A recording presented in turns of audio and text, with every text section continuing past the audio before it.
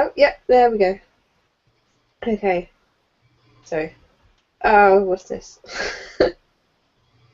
Okay, that's great. Um, yeah, so where should I link people to this thing? That YouTube link. I'll go ahead and do a bcast. Oh, yeah. I'll just draw then. Okay. Oh, what's this? Okay. Okay. Yeah, so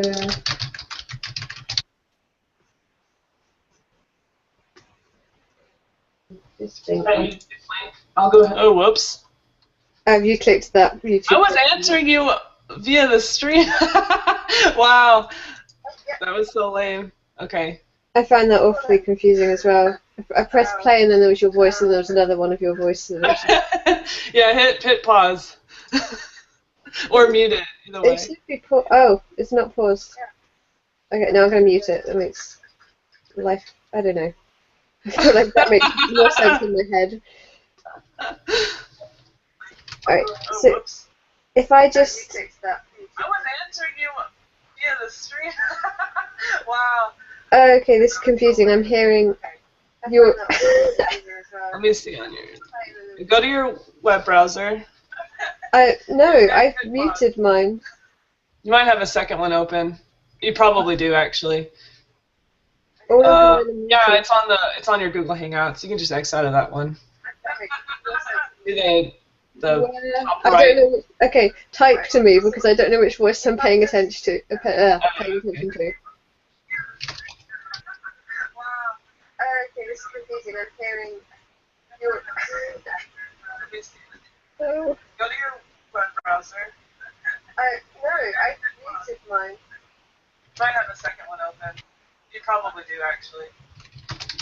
Yeah, it's on your Google Hangouts. You just X out of that one. Okay, type to me because I don't know which voice I'm paying attention to. Oh. Okay. Oh. Ah. Finally. Okay. Yeah. That's happened to me so many times. I'm like, where is it coming from? Because I have like 50 tabs open. So I can close this one. Yeah, you can just close it. Okay, if I want to invite people, I've got a friend on Facebook who I'd want to invite. Do I just send them this link or that link? Depends. Do you want them to join your stream or do you want them to watch your stream? Oh, just watch. Then give them the YouTube link. Yeah. Probably. Alright, awesome. Okay.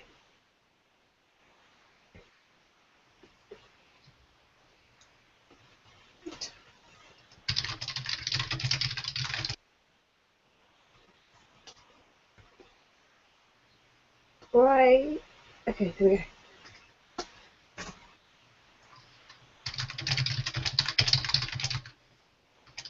Oops. Okay.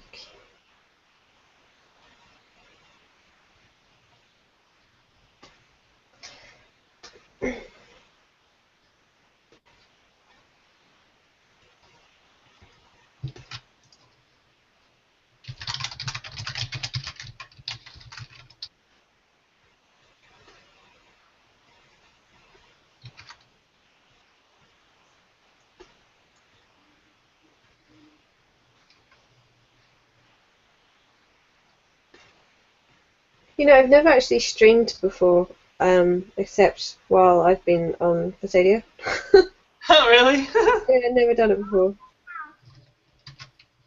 I think I tried a couple of times, but without uploading anything. But this is really kind of the only time I've done it online.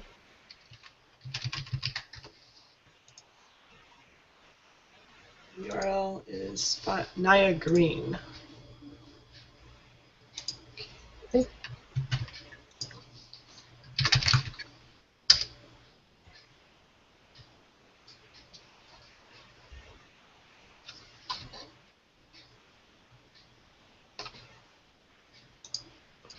I'm gonna screenshot that because you put my name in the system's announcement and I'm a dork. So it's a momentous occasion for me. No. Let's see how many people figure out that we're just west of them. Yeah, we should look at the screen and see how many people come from the northeast side.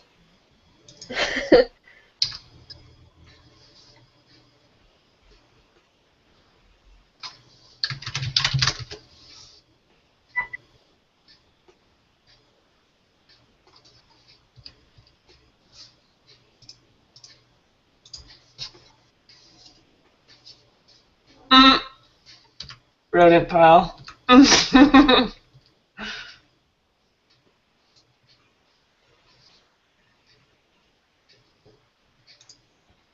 have to type on this horrible keyboard, which you can see now. On-screen keyboard is horrible. Oh, what? Why? I'm on a tablet. Oh. Yeah. So, Dang, you were having a conversation with me with an on-screen keyboard? Oh my yeah, god. I know it's terrible. I've gotten so used to it though because my laptop is pretty much dead. So I've had to completely just all of the stuff I ever do on a computer ever is now on this tablet, which Oh my feels gosh. yeah. It's good though. Like it's built for painting, so you know it's not like I'm missing out. It's just that the on-screen keyboard is bane of my life. And the microphone and the webcam is crap, so I have to. I bought one that I can just plug in, which is why you can hear me now. Hmm. That makes sense. The speakers are also terrible, except so I bought some new speakers. Only now I feel like I have ruined the audio jack input thing, so no, I don't think I can Oh. actually use any anyway.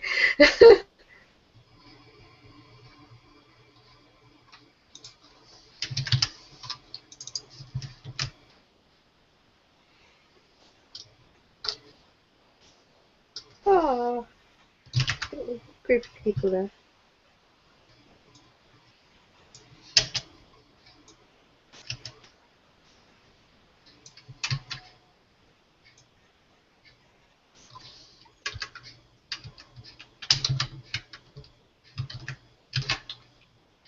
I don't know if I should be typing or uh, speaking when I'm replying to people on Stadia. It's like I'm in multiple dimensions or something, and I'm communicating through different means.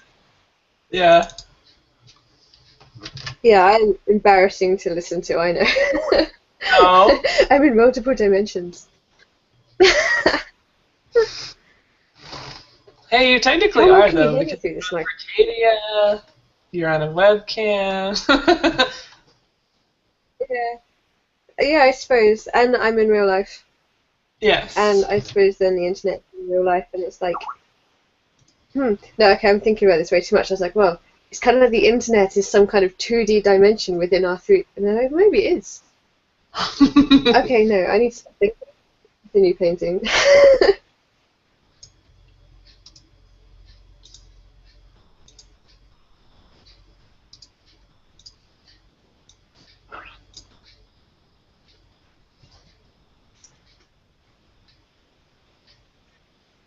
Are you painting Oh, we're now? so cuddly. Look at our little pile. Oh. Oh, oh, I can be a bat, except I have to get on a. Look, watch this. I've got to get a different on-screen keyboard up Ugh. to get this little thing so that I can be a bat. There we go. Oh, I'm up there. There we go. I'm on the floor now. Oh. Did I even say pounds? I didn't even realise I said pounds. And someone's called me out on being British because I said pounds.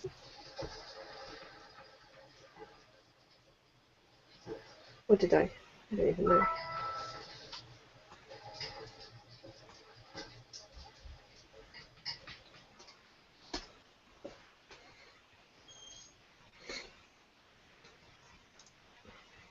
Are you working on anything, Marvis?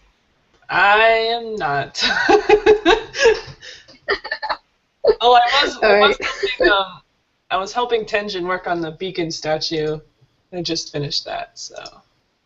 Oh, the one at the beginning at the landing point in Naya Green. Yeah, exactly. He's kind of Oh, not in perspective, so I was trying to make him in perspective, and there's actually I like see. a bunch of different styles for beacon, and the statue is one of the most cartoony, like kind of anime-ish ones that is there, and it's cute, but it wasn't in perspective, and Yeah.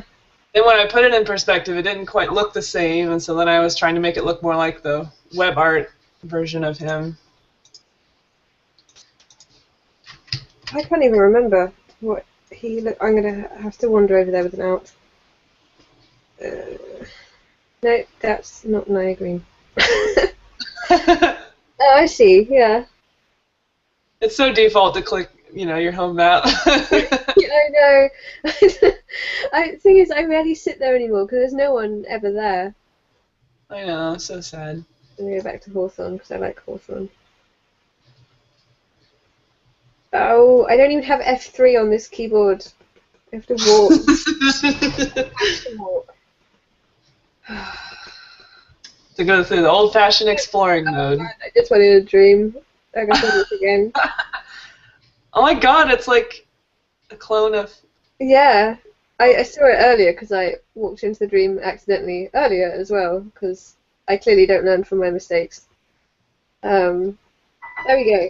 I like to sit here, but no one ever sits here, so I kind of sit here stubbornly hoping that one day maybe people will join me. But no one does. Still, I will be forever sat there as the Grim Reaper. Maybe it's putting people off being the Grim Reaper.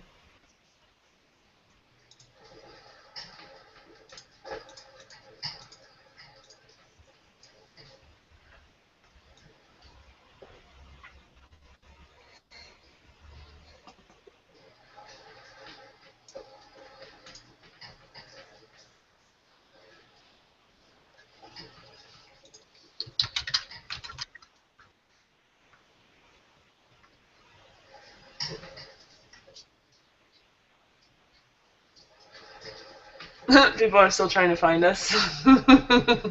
Oh, No, it's fun. It's a fun game for them to find us.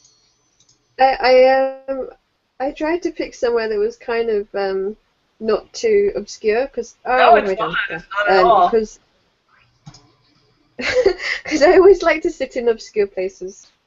I know that was Yeah. always been my thing on Fastadia. I just like to find little corners and stuff. I always liked the game for that. Yes, me too.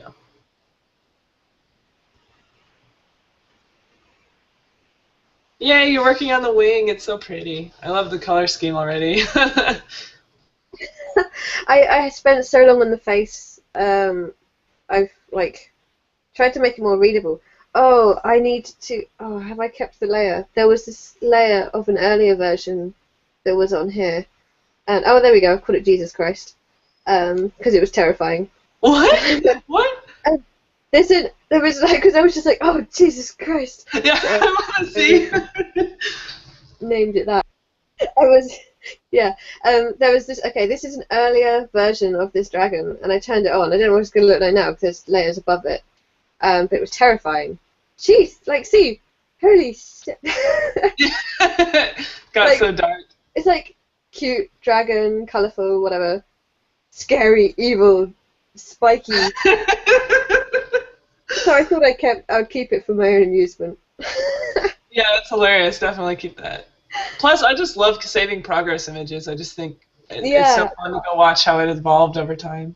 there are so many old versions, and it's like there's like hundreds of different dragon faces where it's just my progress. That's awesome. Oh God, I'm gonna leave that layer off now. Okay, yeah, wing. I've been like struggling with these muscles as well because you know how there's so many really good dragon artists on Poseidon, not Poseidon, on DeviantArt that do really like anatomically correct looking creatures. Right, yeah. Oh, I've never been there. That I'm, is not you true. know, I was always drawing wolves and stuff. They've got fur. You'd never see the muscle. True. Um, so this, yeah, so reptiles and stuff is kind of new, and I'm kind of being struggling a bit with it. I love how it's looking. I think it definitely looks muscled and powerful, Thank you. and plus you gave it actual shoulder joint and a keel, and it's just nice. Yeah, it won't be quite as defined as this, I don't think. It's just this is there to help me. Like, all of this contrast going on here Right, is yeah, just kind yeah. of there to help work out where things actually are. No, that's how I work too. I just love seeing that. It just shows that you know what's going on underneath, which is usually the hard part. Yeah, yeah. Oh my god, I got Yeah, a trout. I mean, skeletal. A trout? Am I missing a trout? Ah, yeah, you got hit by a trout. Oh, but I smacked him back. I just noticed that.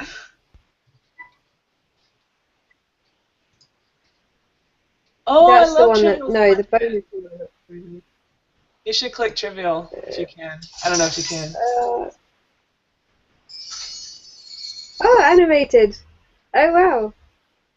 So cute. That must have taken so long to do. I know. Oh man, Animated I could portraits never are be bothered with so that much cute, but they're animation. so time consuming. Yeah, Oh, my doggy wow. wants to go out. I'll be back in a bit. Yeah. Uh, now it's just me talking. uh, I'm just gonna paint without matches here because I. Awkward.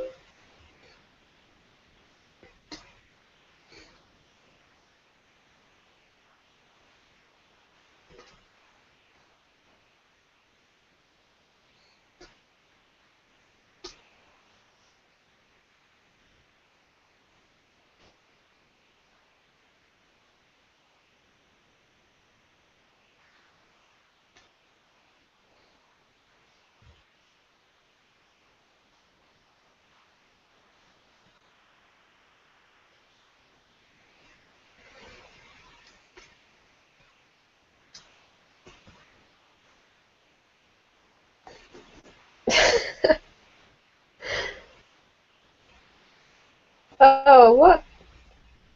You don't even have the link.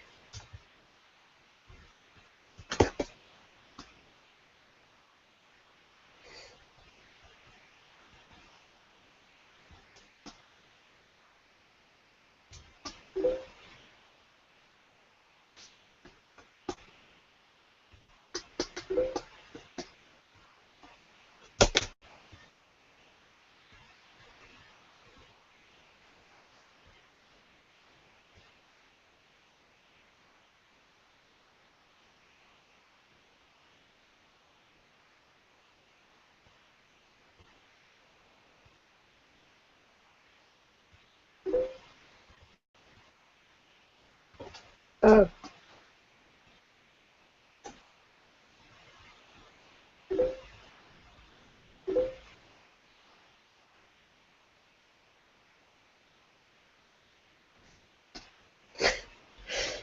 oh, this is so confusing. So many people, so many different places.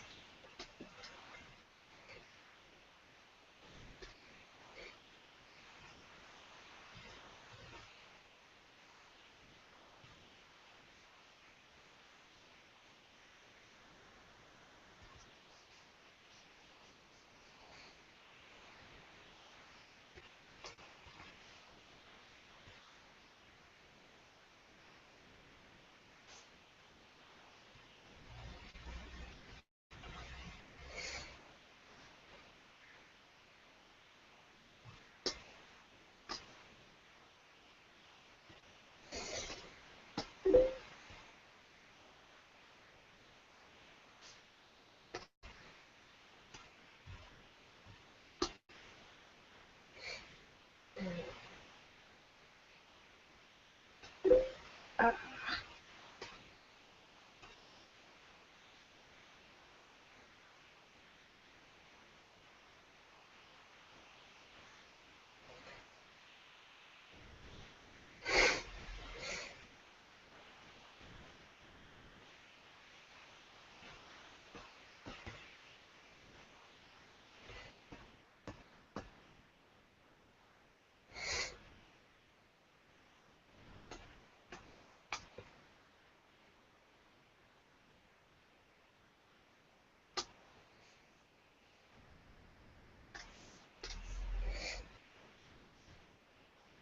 Anatomy is so difficult. I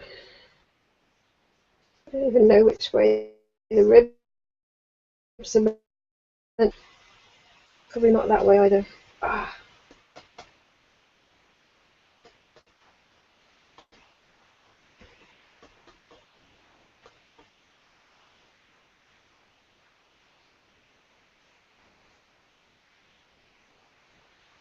but it looks weird now.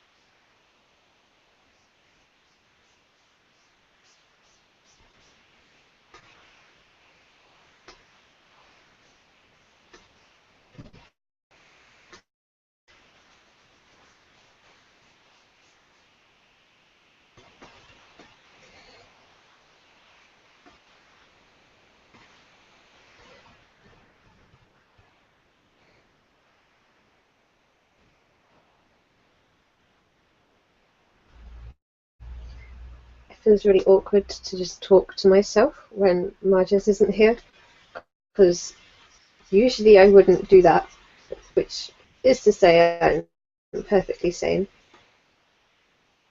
But I'm not.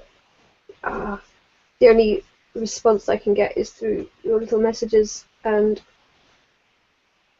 painting and reading and multiple different sites online at the same time. Sympathize with me. Oh,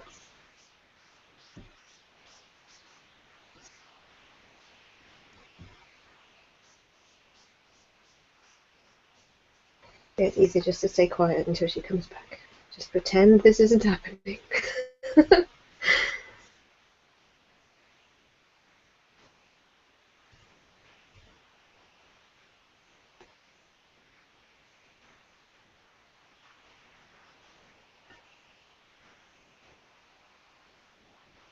Whoa, really muscular looking dragon now. Didn't need to be that much.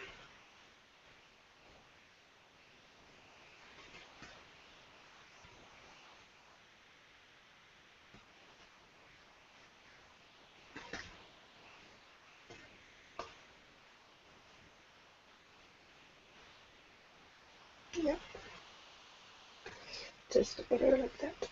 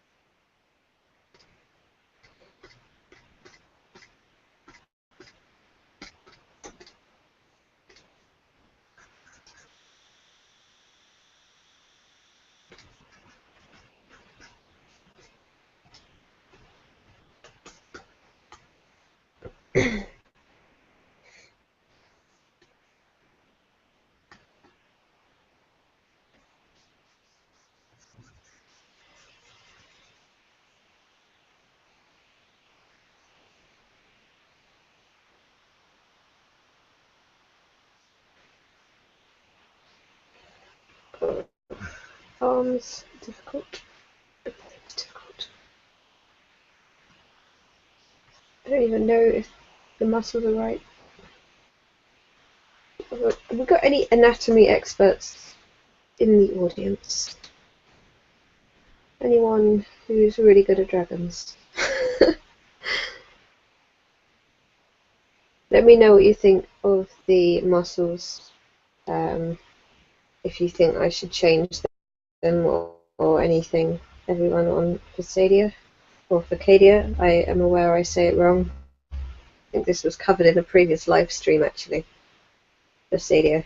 And someone apparently said Furcidia or Furcanada. I think it was Furcanada, someone said. Yeah. If you're some kind of dragon bodybuilder expert person and I've got the muscles wrong because I feel like I'm doing this blind because we don't in real life that I can reference, sadly. At least we don't in Britain. Maybe you do in America, I don't know.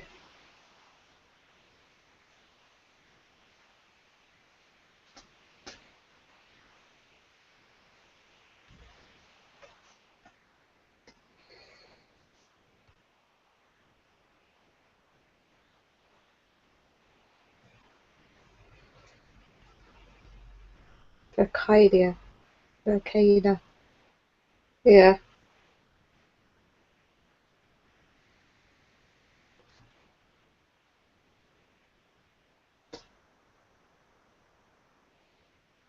How is the stream really delayed? It was by like 1 or 2 seconds last time. And I'm aware that my internet is not the quickest thing.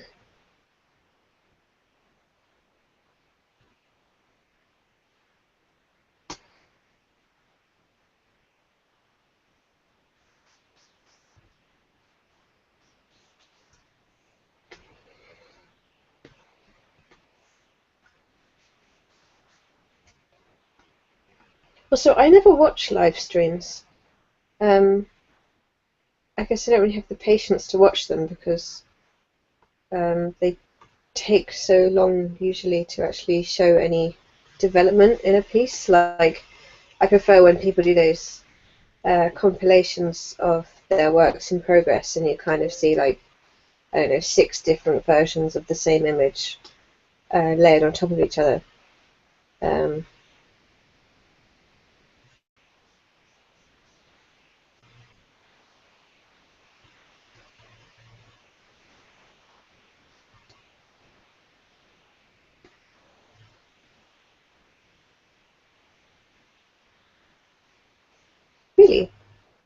Why? I mean, do you just have it on in the background and do other things on top of watching the live stream, check it, and what do you like about it? What do you like about watching live streams? That is, because obviously to watch them at all.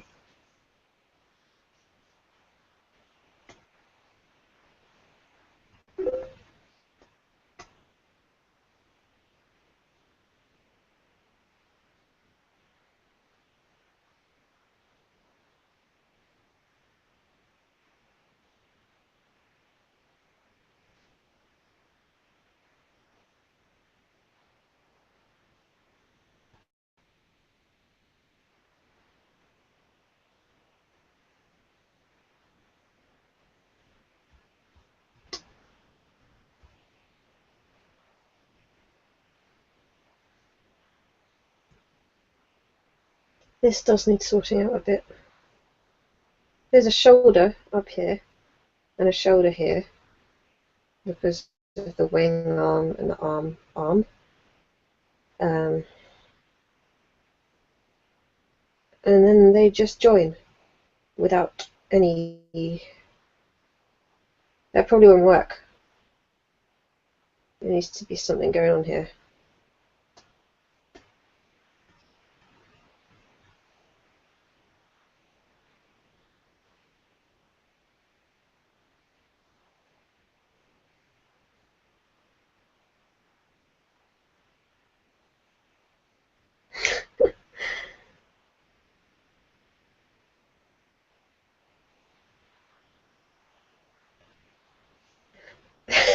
You try to absorb the lifeblood of the artist. Wow. Maybe that's why I'm getting tired. I'm being drained of my life source. Actually, I'm not even getting tired. I just said that to have something to respond with.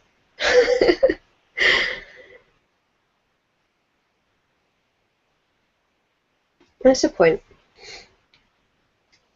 I always end up looking at, how things have been, how other artists have done things by their final result, and it makes a lot more sense to watch them as they're actually doing it. See it as it happens rather than work it out afterwards. So I guess that makes a lot of sense.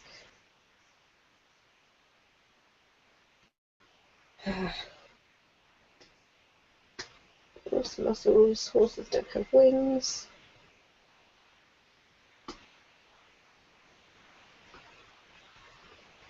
Google doesn't want to show me the picture. There we go. That somehow isn't helping. Muscles are so confusing.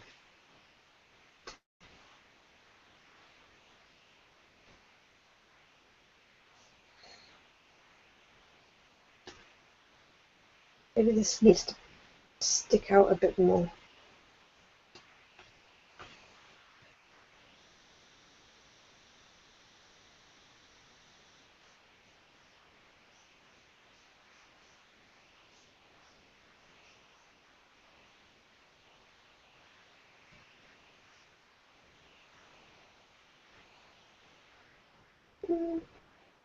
Maybe.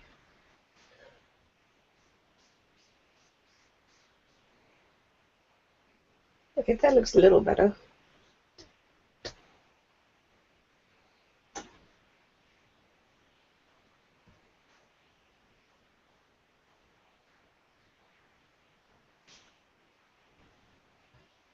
Oh, thank you, Neo. Is that how you say your name? Neo. Thank you. I think my sister recommended that I looked at horses, except obviously there are dinosaurs, which actually makes sense. Oh, chickens! Chicken anatomy. Because they have wings and are very much like dinosaurs. Except I'm getting pictures. I suppose one doesn't often have to look at chicken muscle anatomy, but here we go. Muscle is one of those words that I'm never entirely sure I'm spelling properly, so it's quite embarrassing having to type it. One. Um, chicken muscle anatomy. Oh, there's really not much going on there. It's just kind of sat on its back.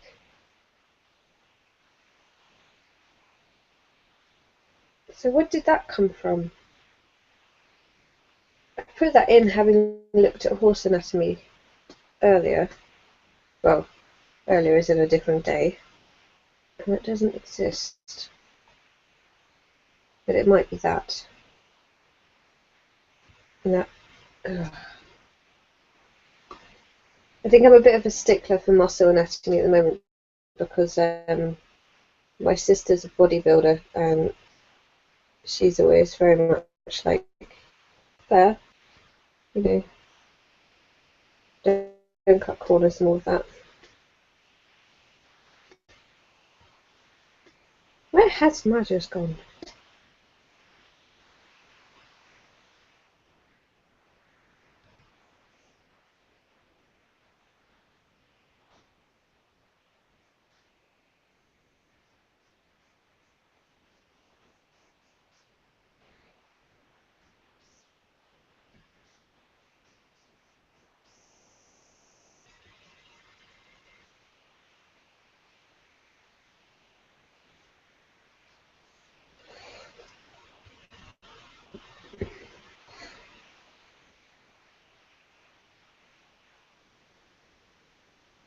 I keep forgetting around my light sources as well. Shoulder is obviously way too dark.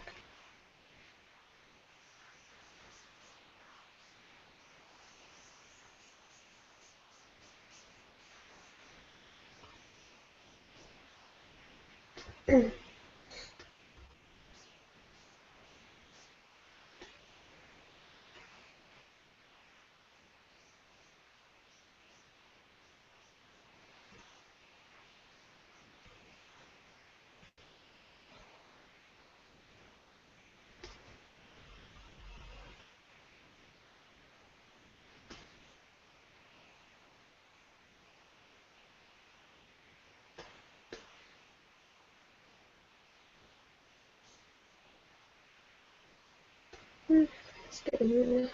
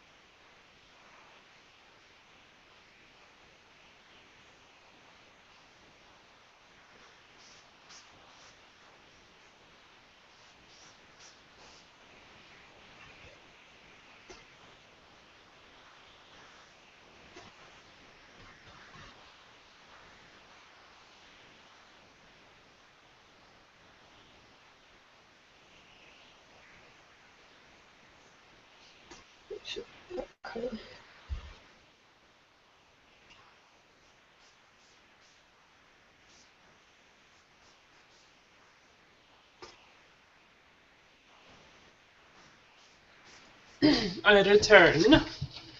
Oh my god, Oh, that wig there is you so are. pretty. I love it. The what? I said I love What the do you wing. say?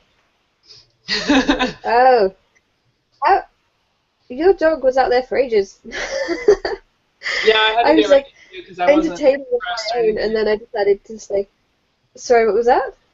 I said I had to get ready too because I haven't eaten anything and um I Uh, wasn't dressed to go outside and or, blah. yeah, I was I spoke a bit and I kind of chickened out, so I kind of went quiet because I'm not used to entertaining. So I Oh, was trust me, your just drawing is like extremely painting in entertaining. silence. Your drawing is Aw, extremely thanks. entertaining on its own. Don't worry. Well, I hope that makes up for it. um, yeah. So you say you have rats. Uh-huh. They're so cute. Uh, I bet they are. I want to see photos. I Okay, let love me go. rats. I just I I submitted one for I like, got mice because yeah. you were. I got mice because I don't really Oh, have the mice, room for yeah. rats. You need to put a Um, picture up of your mice. I've got a video of my mice that people can see actually Yay! because I made a little video. Yay. Um, if I can even find my, oh, there we go.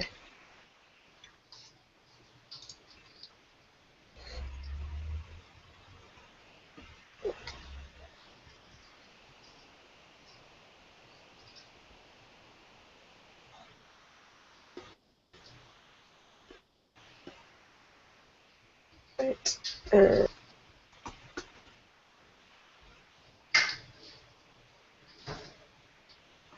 There's a link to my mice videos. Wow, their ears are so big. More link. Oh my god. Oh, Oh my you got god, them little. look at the markings. They're all so Oh, my cute. mice. Yeah. I know they're adorable. Wow, I've never Smelly seen but markings like adorable. that. The black and white ones? Um, The rats? Like, the black and white ones are called Herefords. It's just the type of marking is called what that. is it I've got a called? chocolate Hereford and a black Hereford. I'll type that. Uh, Wow, that's so neat. I wonder if there's a rat style like that. you can Nope. get Blaze, which is similar. Um,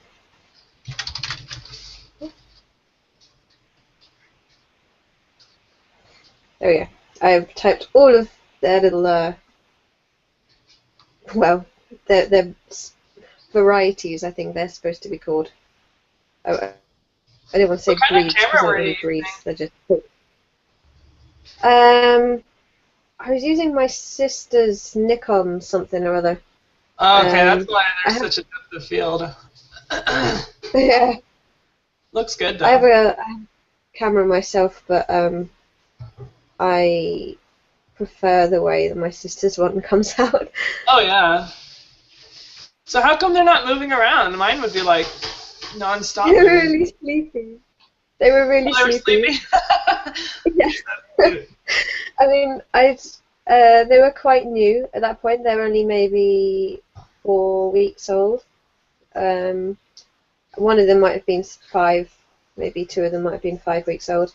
Um, and they'd only been with me for like a couple of days, so Aw. um, they were quite sleepy, and I mean, they are nocturnal creatures, although saying that they're out at the moment and kind of running around the tank. But I'd had them out just kind of playing with them and holding them and all that, and I decided I wanted to take photos, so I just sat them on top of that thing, let them walk around wherever they want, and they eventually ended up just kind of staying and getting tired. So then they sort of oh ended. my god. I let them go to sleep very shortly after the videos were taken.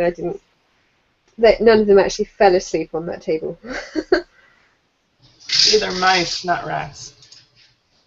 Oh, that's so much. But like they're so- not as huggy as rats are meant to be. Aren't rats meant to be really affectionate? Like they give you hugs and Oh yeah. Rats and are stuff. super affectionate. Every time I put my finger near the cage, they're like licking it and like wanting to groom me. They don't want it to eat you. No, they don't want to eat me. You see, my mice won't do that. They don't like being picked up, but once they're in your hand, I mean they'll poop everywhere, but like they're okay to be held. They just don't like being picked up, so they still run and stuff. Well, did you hand raise them or are they like just from the store? No, I got them from a breeder, which is why their Okay. markings are so distinct, because they were like show mice. Yeah, they look like show mice, yeah. Yeah. You should see that the champagne one, her tail is so long. It's maybe like, 20 centimeters long or something. Wow. For a mouse, it's just really, really long. But yeah, no, they're sweet little things, but they're not. I don't think they're anywhere near as social as rats are. And they don't live as long. So sad. Well, yeah, they live like a year and a half to 2 years or something. I think that's like a realistic sort of age for them. I know people can have them for longer, but I think the average is meant to be a year and a half to 2 years. Yeah. Rats is like 2 to 3. Yeah. I mean, it sounds bad, but I did kind of get them because I'm thinking of like, I'm thinking when maybe the end of next year or something, I might be moving around quite a bit. Like, I'm going to try and maybe work in Finland or something. So Aww. having a pet that doesn't live that long does have its benefits. But I do just love mice. They're my favourite creatures. I just love them. They're so sweet. Right.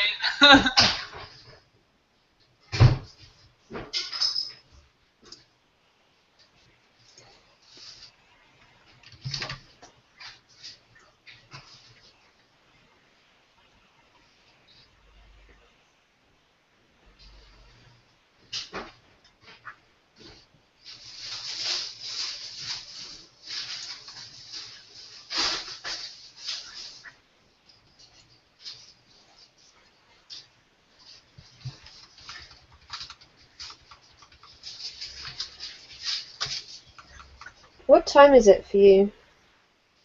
It's 1 o'clock p.m. Oh, okay. It's 7 where I am. 7 p.m. Yeah. Yeah. I was thinking about dinner, but I'll put that off to later. I've been really bad. I've just not been eating much lately. I think Aw. it's tea. I've started drinking tea, and I think it puts your appetite off. Oh, yeah. So I keep forgetting to eat, but mostly in the evenings.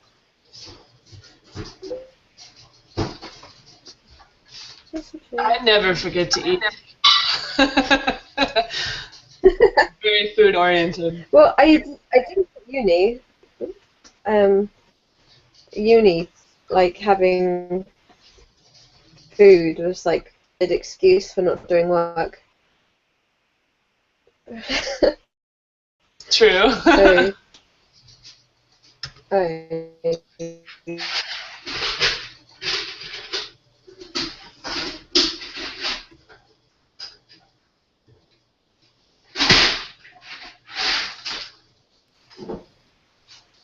Has the dragon got anything on its tail, or is it just green? Um, let me Looking at check on Am Godstrong. this one's got gold plates all the way to the end. Yeah. Let's see.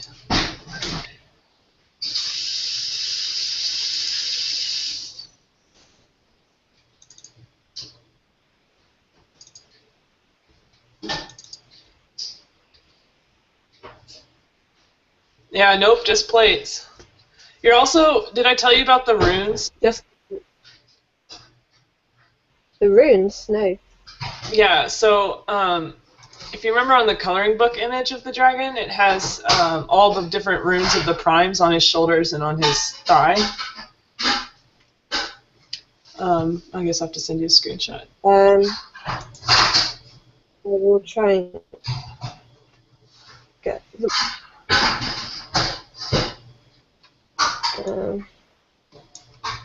And they'll probably glow, so that'll be a neat effect you could add. This But is your basically, one. the dragon created all the primes, so that's actually not on that drawing. But Okay. I hadn't finished it, so I had just drawn the sketch. But, Yeah. Let's see here.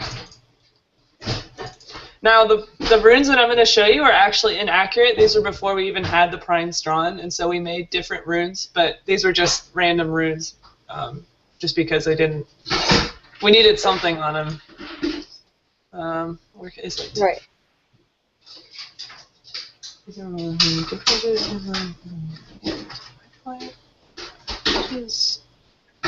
Are they Oh, there it is. stuck-up runes, or are they made up? They all have an exact rune we need to use, but an exact rune we need to use, but Okay. Actually, now, I think actually now I remember you saying something about runes, oh yeah, they're on his tail too. but that clearly Oh yeah, they're on his passed my tail mind. too. Okay. On the gold plates, or No, on the screen scales. No, on the screen scales. on the green screen? Yeah, you show me the. Should probably keep a similar location, but it doesn't have to be exact.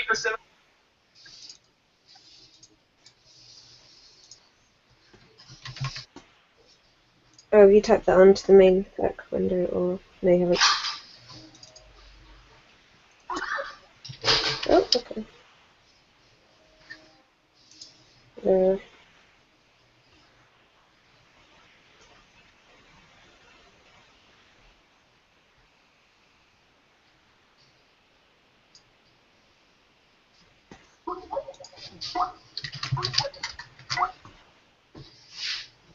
Oh, I see.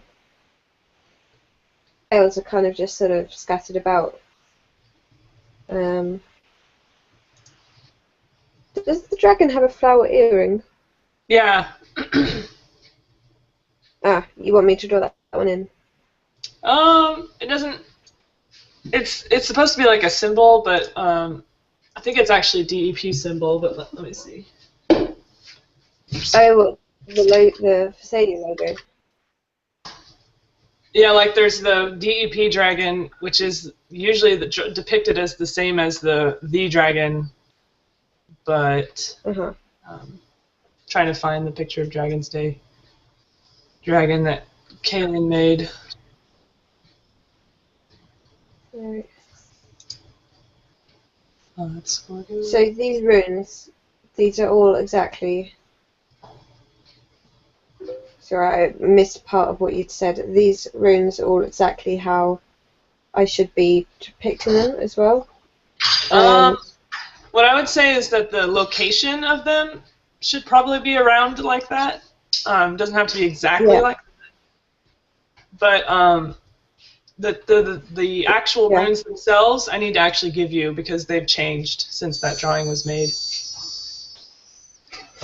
Okay, so I can do that as an after thing anyway, because they're only small.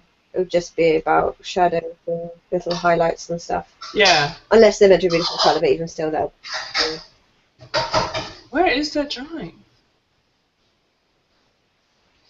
Also, if you can hear like this weird underwater sound coming from my computer, this always seems to happen regardless of what computer I'm on. I think, I don't know, I must clearly like emit some kind of watery spirit sound. I don't know.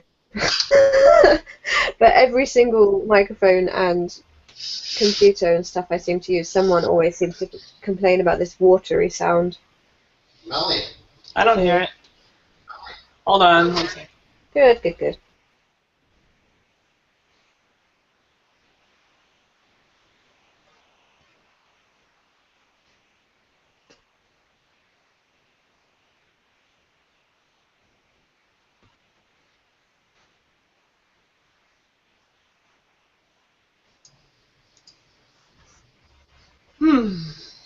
Cannot find image of Dragon's Day Dragon.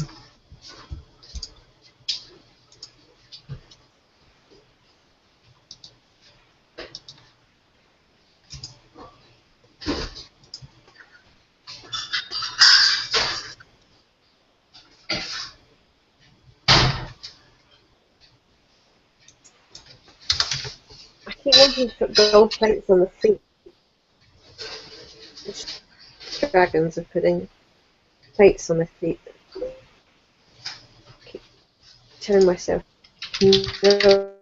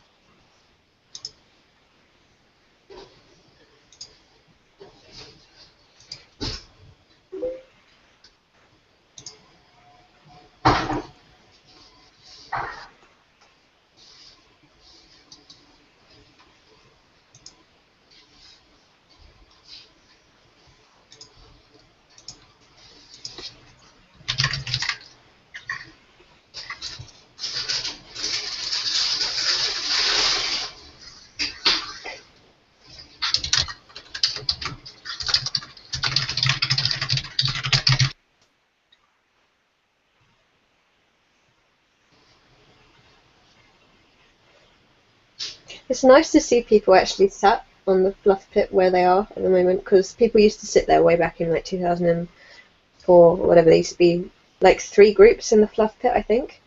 Huh. And now there's only one. So it's quite nice to see those people sat there.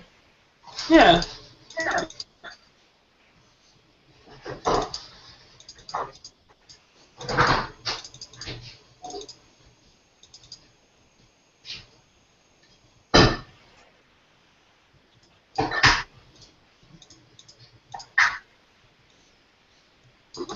Sorry, he's in the kitchen. It's still fun.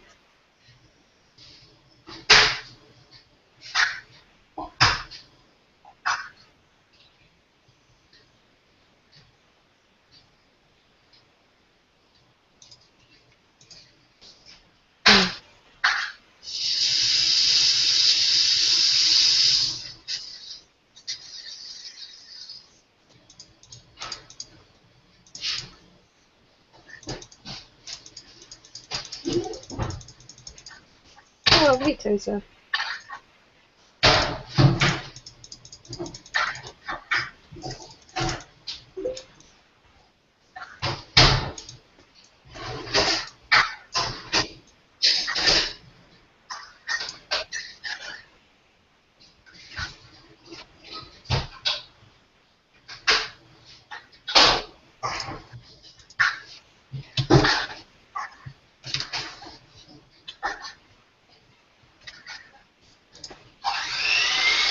Oh god. Time to mute.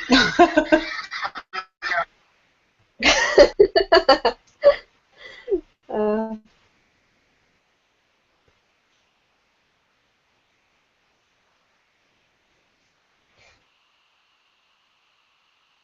Oh, it's so nice that so many people have come to watch.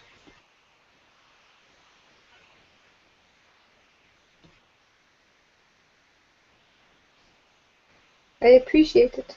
Thank you, people.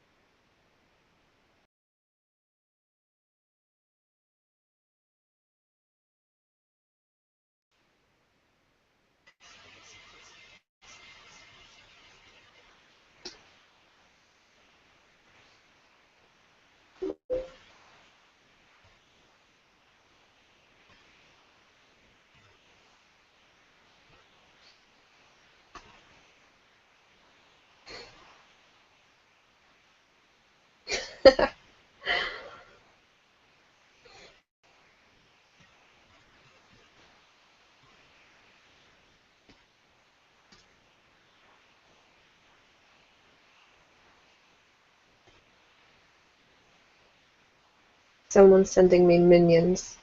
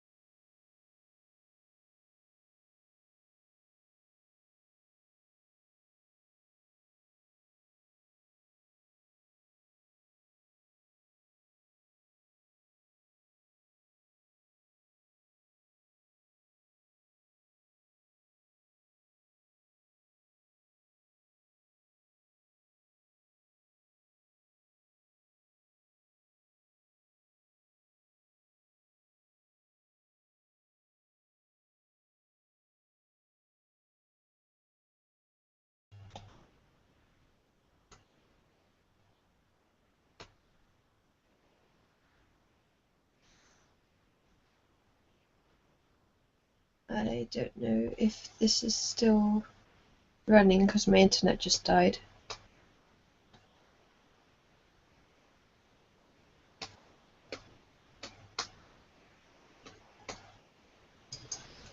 Yeah, I don't see your screen. Okay. Go up to your top left and hit that green monitor again. Okay. You can see me now?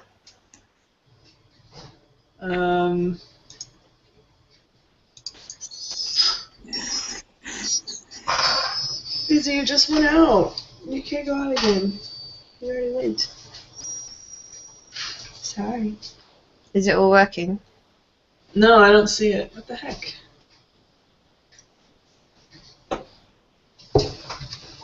I'll check on the stream.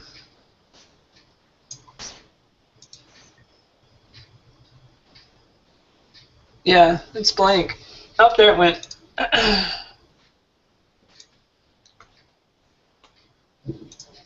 Nope, now it's gone. What the heck? I'm gonna have to resign into Fasalia.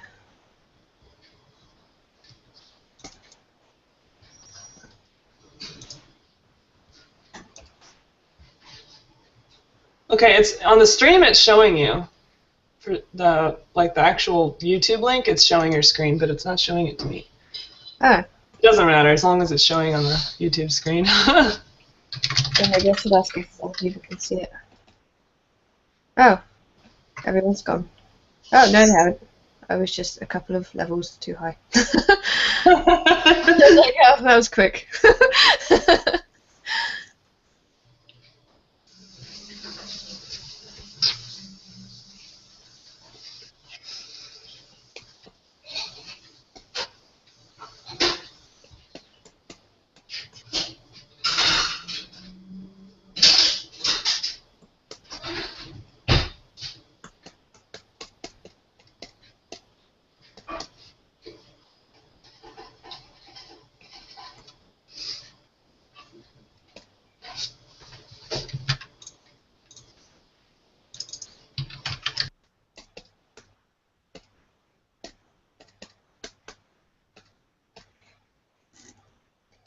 Righto.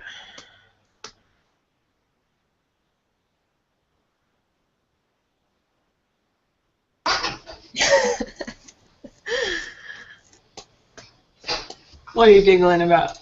My friend was just like, your dragon is ripped. I was just like, macho dragon.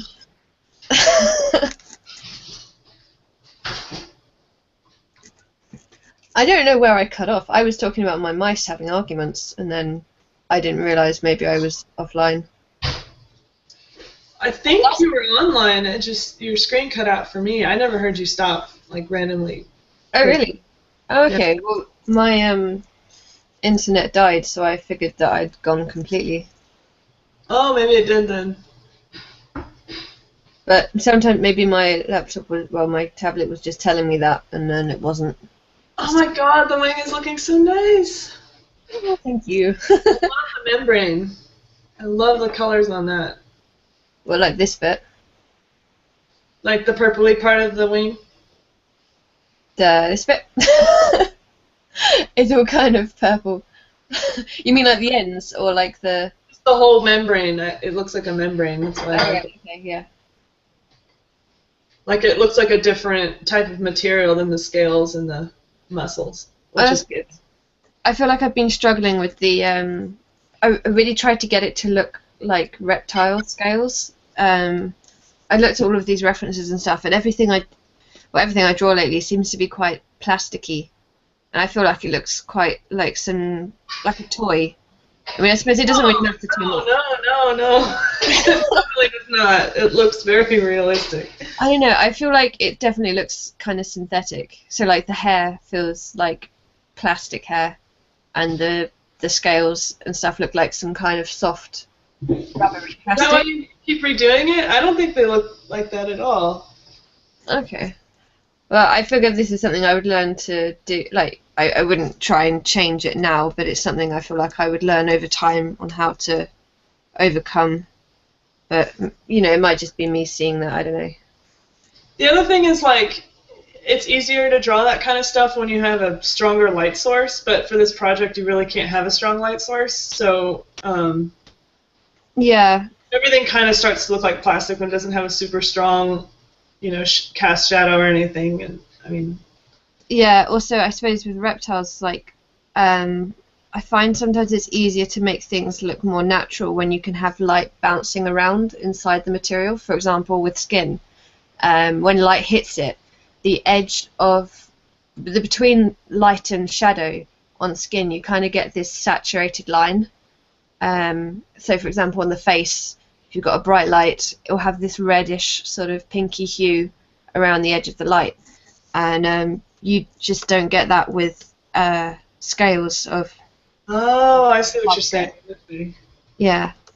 So it's sort of, I don't know, like, it's little things like that can change the way that the material looks, and sometimes it's quite hard, especially if it's a material that you're not used to illustrating, to try and find those little things.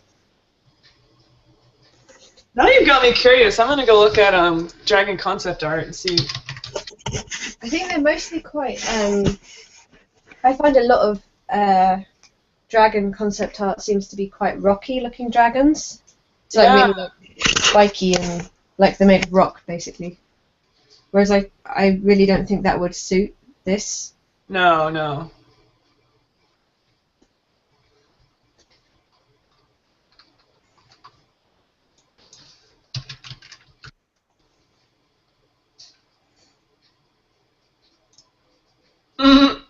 Smaug. Oh, of course, yeah. It's funny because he's got more of a leathery skin. I think leathery works though. I haven't actually watched The Hobbit. I should maybe look at Smaug a bit. Smaug. This is what I was looking at. I'll send it to you.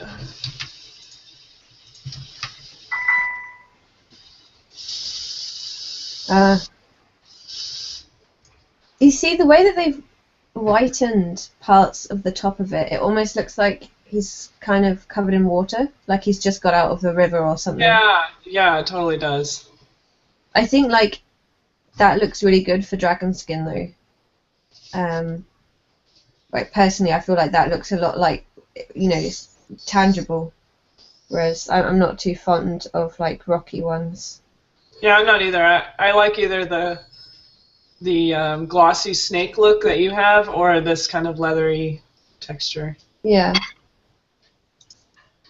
But when I look at the way you draw the scales, I definitely think of like those really beautiful rainforest snakes. Oh, really? Actually, I can kind of see snake in the face, like especially along the lower jaw.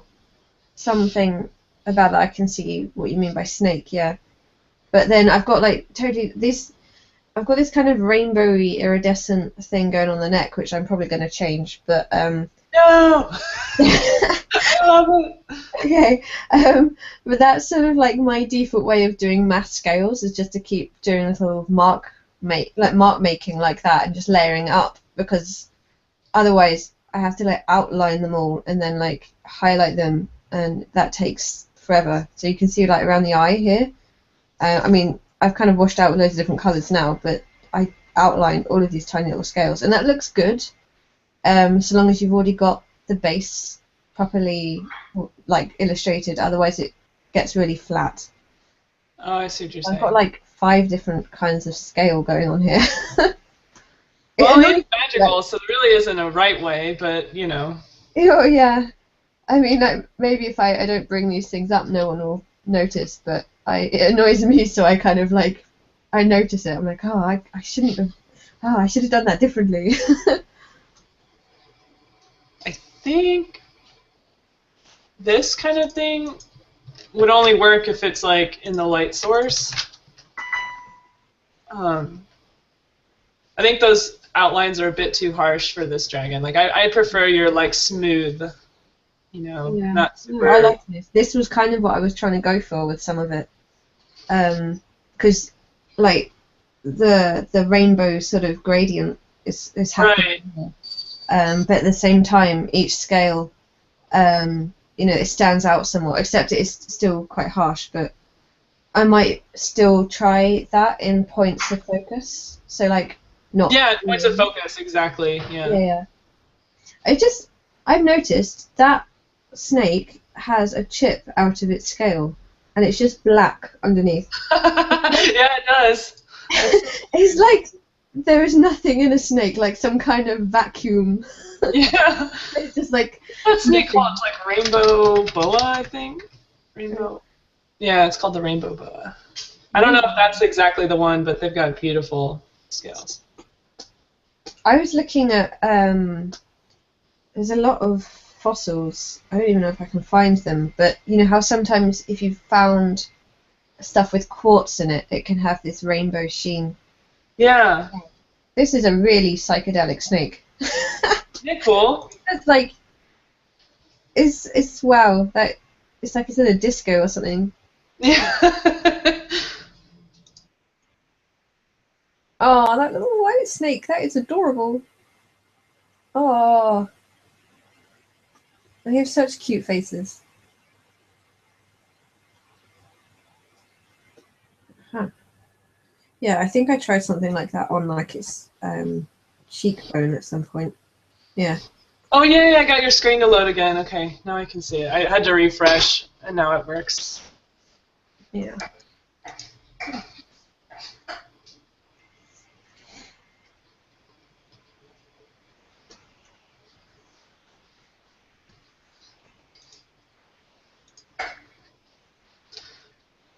Were you talking about the rainbow boa as a party snake? Yeah. Yeah. This one or even this one, like it's just so colourful. It's like where there should be shadow, there's light. Right. Because of the iridescence. Yeah. Oh, I'm wondering if you should look at like fish scales. Yeah. I did. I think look at minnows and stuff. I think it's Ooh. minnows. Is it a minnow? No, it's not a minnow because they're quite grey. Zebra danios, whatever they're called. Maybe it was those. You know those tiny. I think actually no. Maybe it's a tetrafish. I don't even know. I'm not very good at fish. Yeah. Maybe it's this kind of fish. Maybe it's that kind of fish. There we But go. I saw in some of your artwork on your website, your fish are just absolutely beautiful. Oh my God, fish. Oh, that mermaid. Yeah, I think. Yeah, and also you drew fish with it that were really nice looking too. This is quite a nice fish. Oh, look at that colour. Nice. That's beautiful. Oh, I see what you're saying, like the micro scales. Yeah. The small ones. Because they're like it's not so much of a texture. It's almost like no, it's kind of like a 3D texture. Like someone has made the model and then just stuck that on it. Yeah. You know, with airbrushed edges. Almost because, yeah, I think it might have been because they did a flash, because if you look at the plants behind it, it has unnatural lighting too. I think that's because it's in a tank. Mm-hmm. But It's then so hard to take pictures of fish. Huh? It's really hard to take pictures of fish. So. Yeah, it is. Yeah. I remember that from aquariums. It's even harder in aquariums because unless you've got a camera that you can actually stick in the tank, you've just got that like glass reflection thing. Yeah.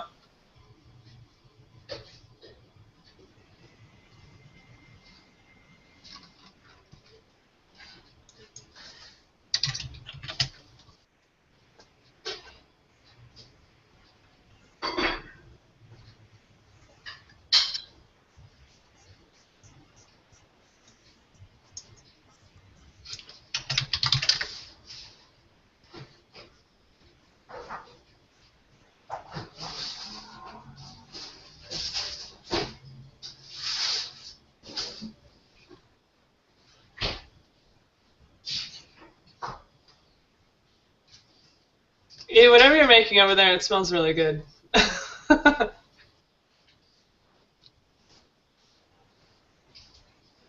Aha! You could look at a piranha. Oh, I will Google that.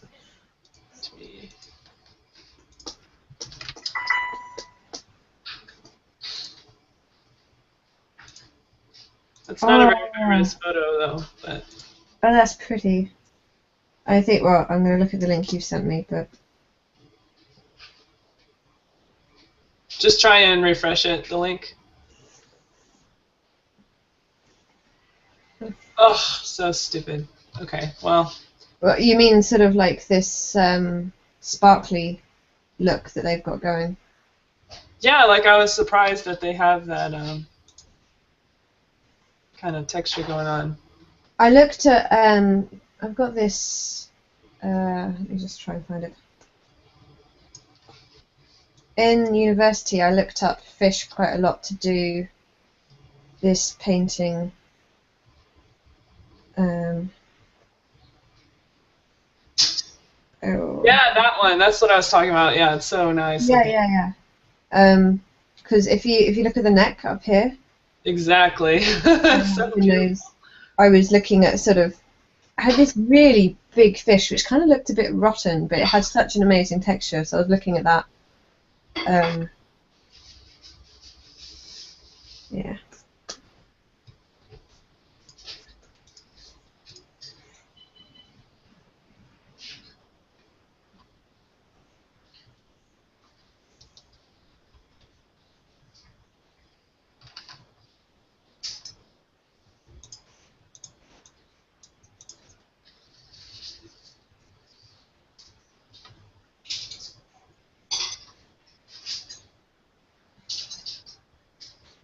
What have I got to do in my hair now?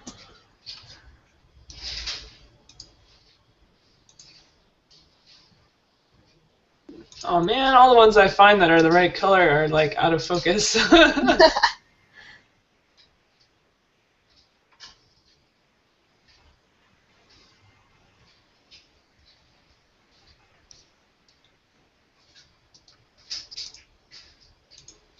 Should really learn to flatten my layers. You just got so many layers going on. Yeah.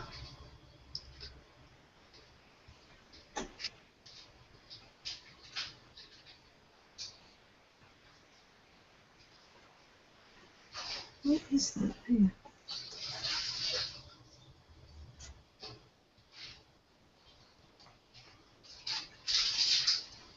What's that there?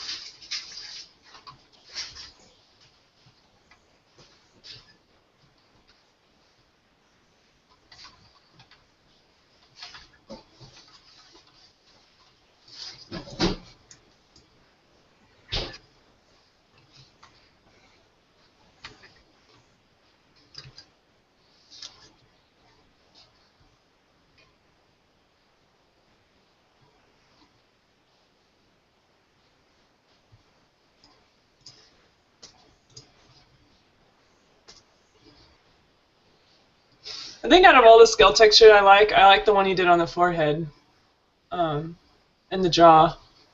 These ones and these ones?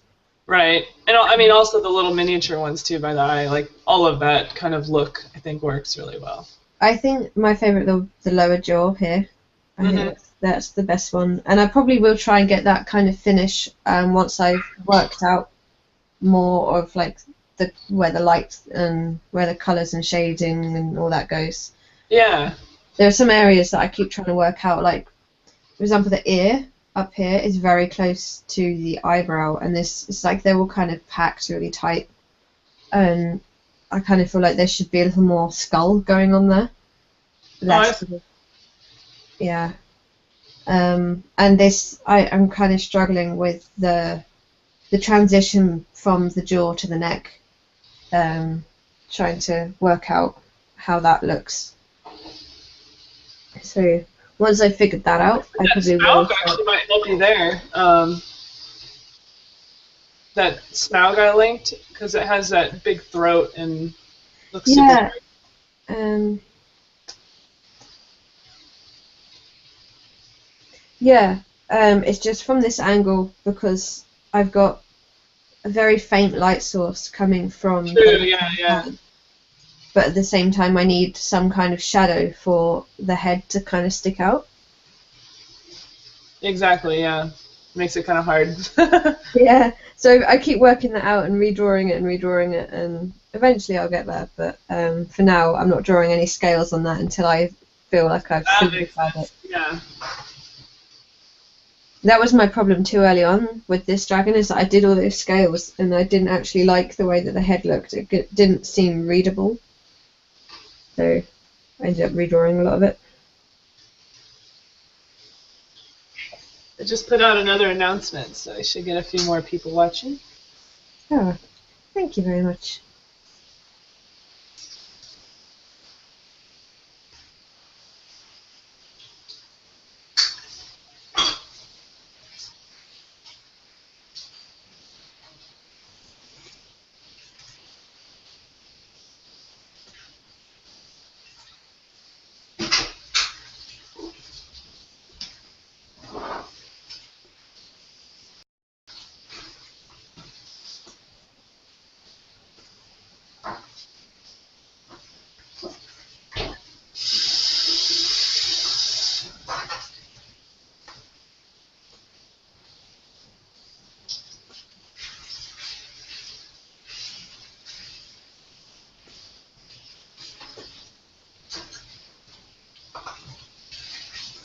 Oh my god, he's cooking bacon. It smells Oh my god. Oh, I want bacon. There's some sausage rolls in the fridge, and I am thinking about those. Mmm. It's quite unhealthy, but Totally unhealthy. yeah, okay, yeah, no, it's really unhealthy, but I do kind of want them.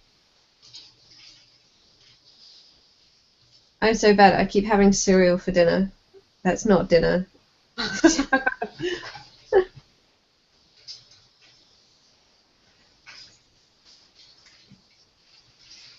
Does anyone say dinner over in America, or do you just say like supper or something? Or... Yeah, we say dinner, not supper. Supper's the weird one. Okay. The unloved little brother. I don't really know anyone who says supper here either. People say tea and they say dinner, I think, mostly. Oh, tea. That's cool. I always got confused with tea though, because it means so many things. Right. Like people used to say tea for lunch in my primary school, so I used to understand tea as lunch. And then they say it for dinner, and it's like, I know what they mean, but I always go for dinner. Right.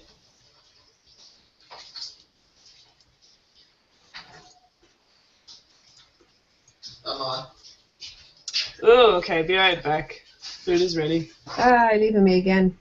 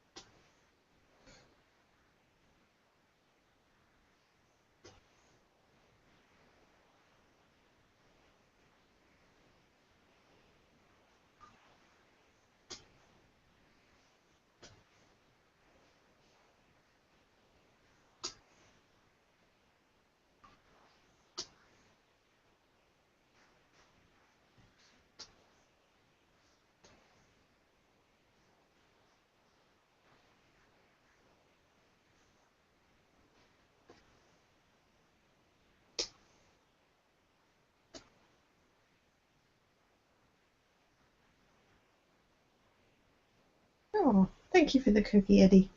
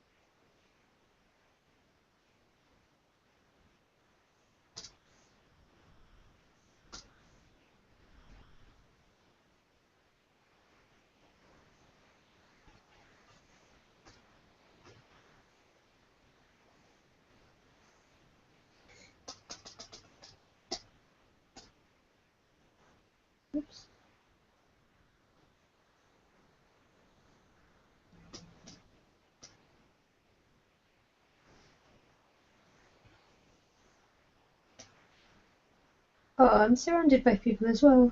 That's really nice.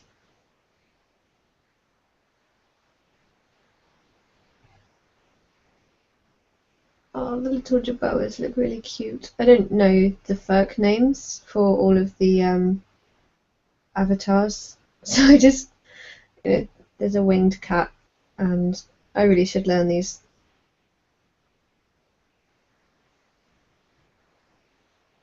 Is that like the dire hound? Is Kono a dire hound? I think they are.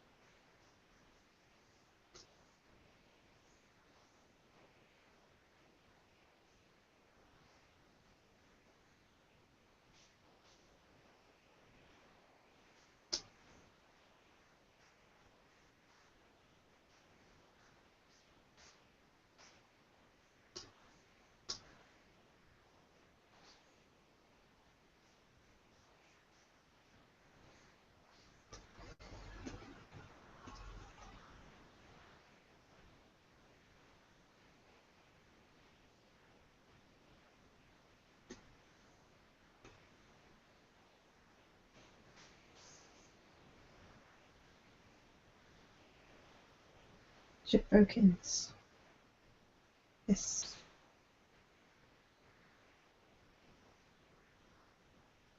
So many new Digos come out that I really lose track of all of their names.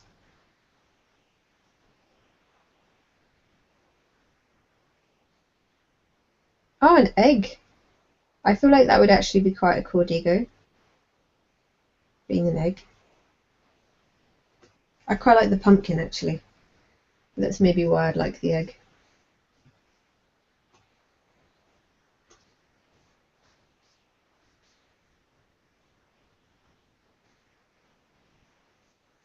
I don't know how you would animate the egg. It would probably roll.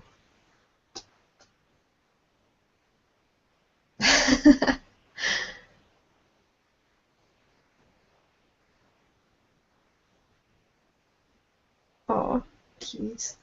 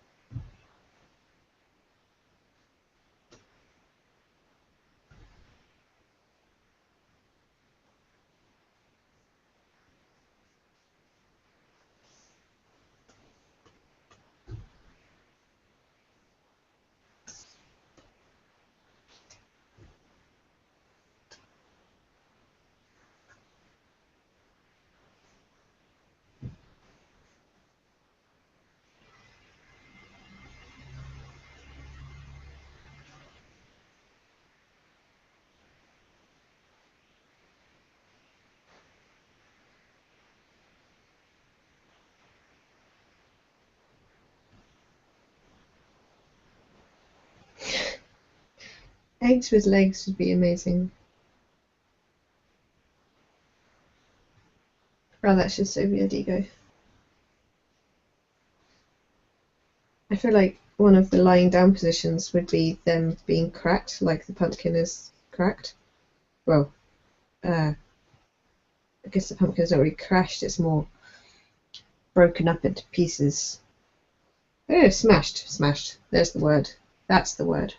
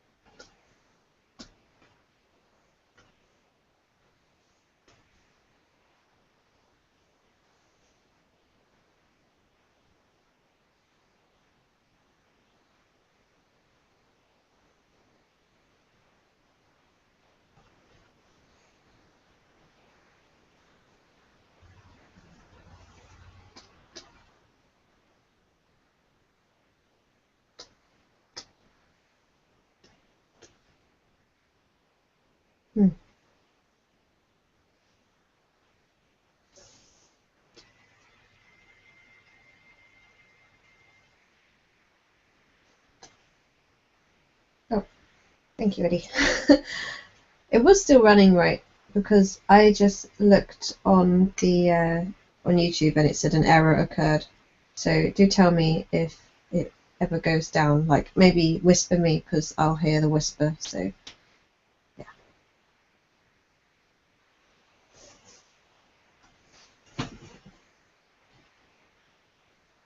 Maybe I should type that in case people have it muted.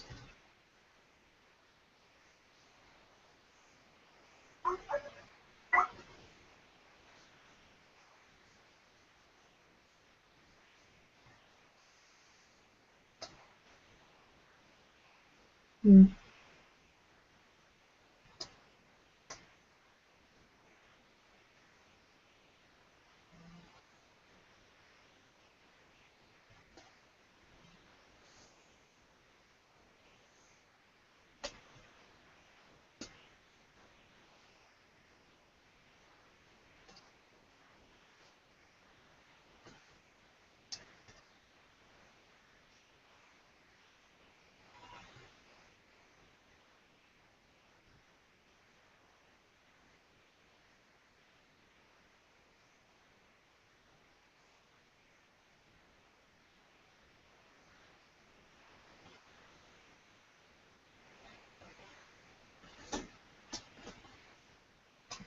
So,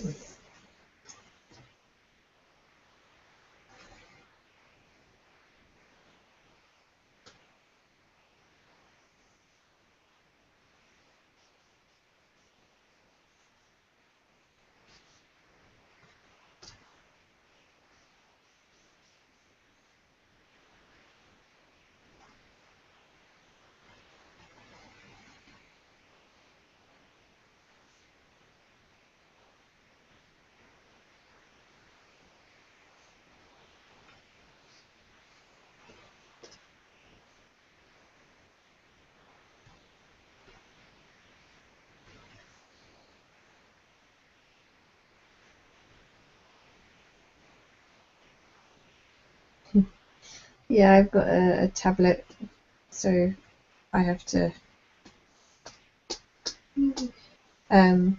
so I have to use this on-screen keyboard and it sucks. I should really get a plug-in one.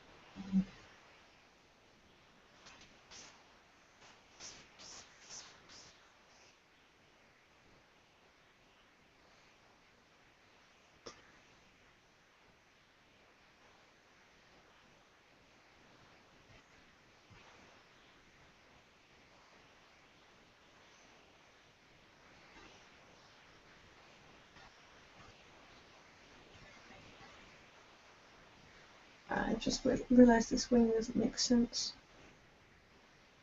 physically. Um,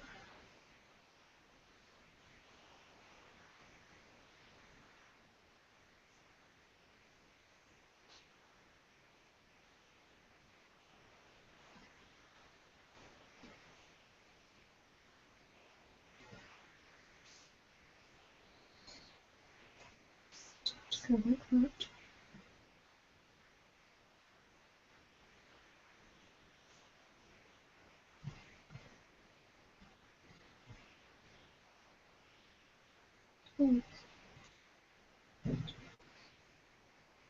Okay, let's try.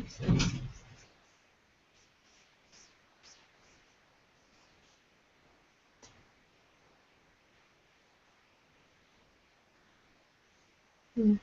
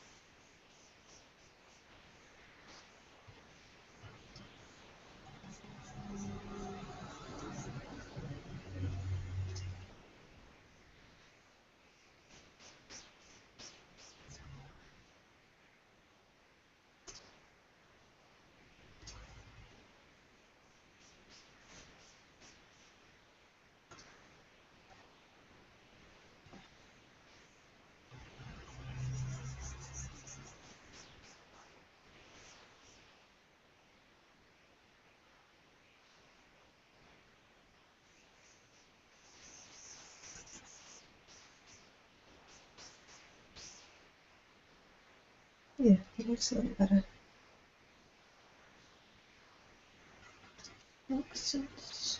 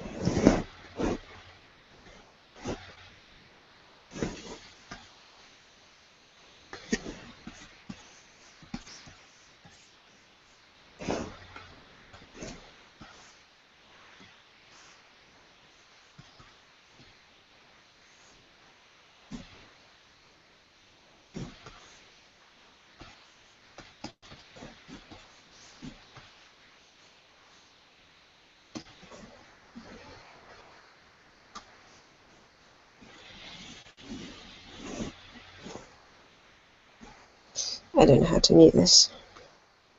Great.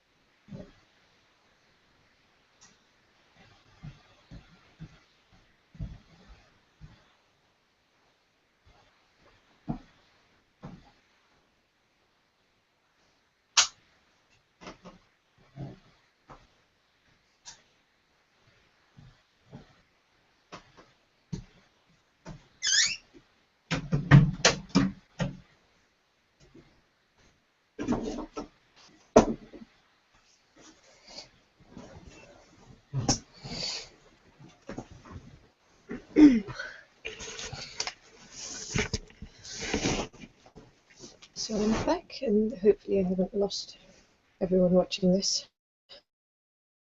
Lol. Hello. Hello. You're back. I am. And oh, there you are. Yeah. Yeah, I just went to go get food. Do you like my away message? It's falling all over the picture. Yes. You even signed out their little T, like the signature T. That's just my handwriting. I do that. I want to change it though because it kind of looks like a D, like a backwards D. No, I like it. No, it's a bit old. I want to change it. Messages. Oh, did you come back literally right after I'd disappeared? No, I was here.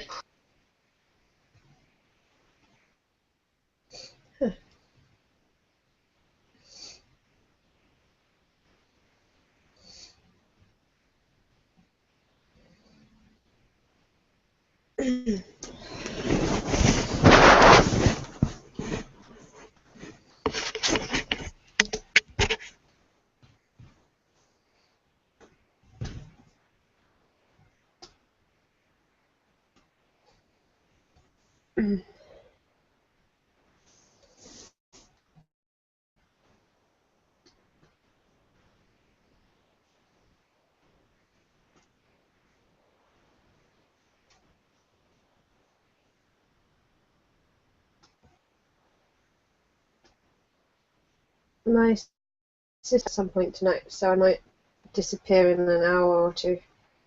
I have also been drawing this all day.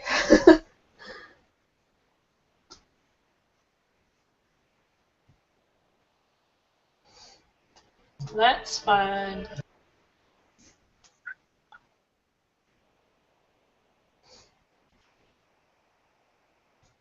I guess I'll do one more announcement then, if you're only going to be here for another hour. That way people can catch the last hour. Well, yeah. I mean, I'm not predictable like that. No, my sister's like dependent on some other people playing it, so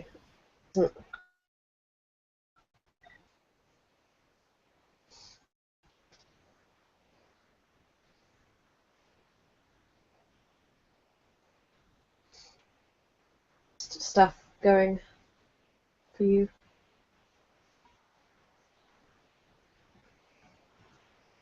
What?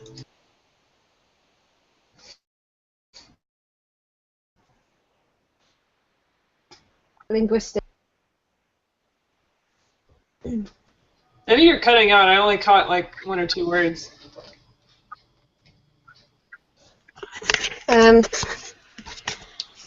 Okay, I'm worried that my internet connection is going to disappear soon. Is this any better? Yeah. Okay. I was asking how your linguistics stuff is going. Oh, okay. Yeah, it's doing really well. I mean, I'm taking my last semester at school, and then I have to do a research paper with my own experiment, and I'm doing with E. I'm making a software thing that collects everyone's Tumblr blogs, and then we're going to see how many people use alternative gender pronouns, like in their blog descriptions. Okay. Because it's a trend that I've noticed, and I want to like document it. And, plus, the data's already there, so I don't have to get anyone's permission or anything. It's just like public. So, yeah. It's much easier to use, and plus, also Tumblr doesn't have a whole bunch of papers on it either. So, not that I really love Tumblr or anything. I use it. But. I'm so bad at any website. I mean, I used to use DeviantArt a lot, and now I'm trying to move over to Tumblr, and I don't understand. Yeah. I was thinking of doing some linguistics, like another uni course, but then I wasn't really sure what kind of a linguistics-y job I would go into, especially since I would still want to do art. It would just have to be like whatever I choose would have to be a like a part-time thing, and I don't know that I'm quite interested in physics as well, but you can't really do science as a part-time thing. That's true. Linguistics you could do as a part-time thing. It has there's a bunch of different jobs you could do. Like you can be the kind of person who designs standardized tests. That's definitely a part-time type thing. And then there's English as a second language. So you could be teaching or even just tutoring people who learn English. Yeah, I was thinking like that might be a viable option because I study different languages anyway. Exactly. So you have a connection with people who are learning the language. Like you kind of understand how it is to learn another language, and plus, if you took linguistics classes, you could, be able to teach them in a way that would help them. I do want language. Just like finding the roots of the stems of the word and things. Yeah, it's basically like how languages work universally. So it's really eye-opening, and it kind of forces you to re-examine things that you always just took for granted. Like a lot of people think that when you talk, it's like an inferior form of speech. That you have to learn to talk correctly, or you have to learn to be a good speaker. And linguistics shows you is that it's actually just as fundamental as like learning to walk or anything else. Yeah, I think you're in the chat. Maybe it froze.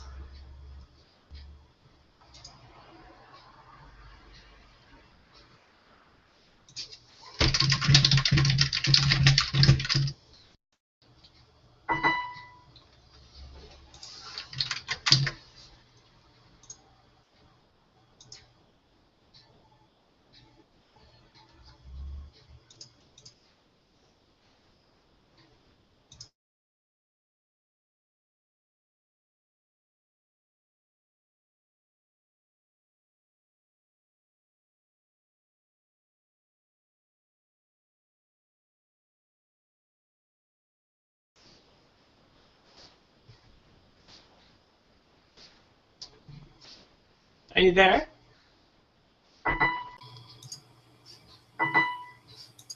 Hello?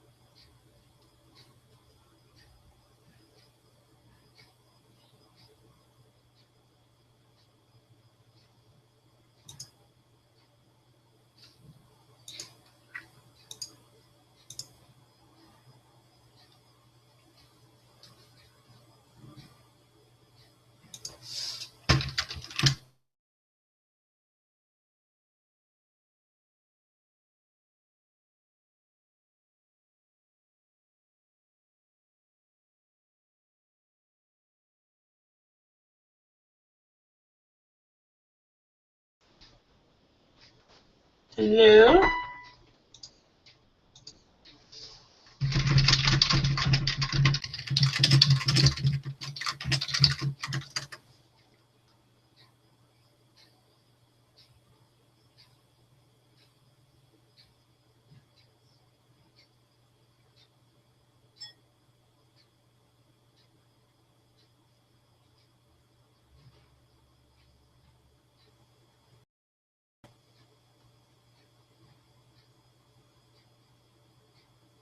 Hello? Hello. Yay! Hey, this is working now. Yeah. Looks like it just needed a refresh. Yeah. I had my off button is on the side of my tablet. So if I hold my tablet, it turns off. It's really annoying because I keep accidentally on picking it up, accidentally turning it off. That makes sense. Going to sleep. Yeah. Where were we? We were talking about linguistics of sorts. Oh yeah, I was asking like, since you take linguistics, do you learn etymology and about like the roots and stems of the formation of words? Yeah, that's one part of it. That's morphology. Yeah. But linguistics is such a large field. It has so many different aspects to it. There's the whole idea of orthography, which is like how a language is written down. Then there's phonology, which is how you speak the Yeah. language. My favorite bit. What?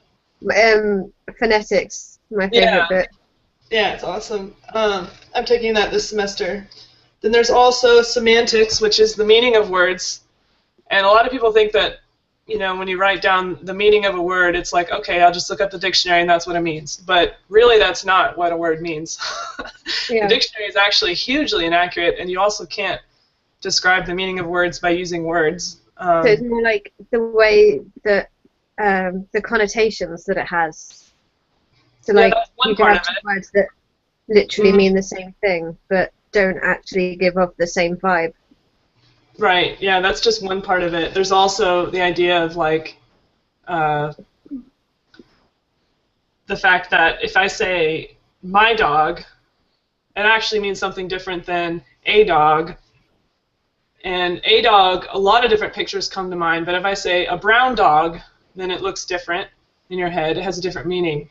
And if you say I hate that dog, it has a totally different meaning.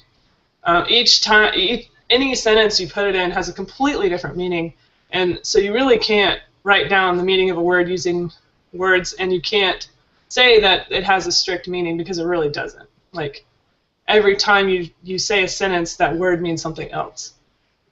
So, like, if you really try to isolate what words mean, it's actually kind of mind-blowing, and it almost feels impossible, but it really isn't. But it is at the same time. Oh, that's interesting. Because I really like all of this stuff, but I don't really have the keywords to like read up on it myself because I'm not sure what exactly I'm looking for.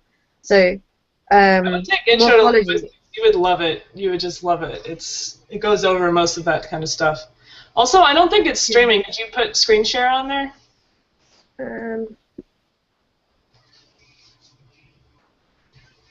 Oh. There we go. There we go. Yeah. Okay, now it's streaming. Cool. Oops. See, I'm terrible. You need to like teach me about all of this. Make sure that I do this properly. Yeah. So I am really interested in all of this sort of stuff. I only recently learned exactly what morphology was when I went to Iceland and I looked at my friend's old English books because she's Icelandic and English is her second language. So I kind of learned morphology or like the term from there, so I can now read up on that. But it's really hard to find how to learn about these things when you don't have the names for all of and the terms for all of these things to begin with. It's really in depth. I bought a book called Linguistics for Dummies, and it kind of goes over all the different sections, and it shows you kind of how large the field is.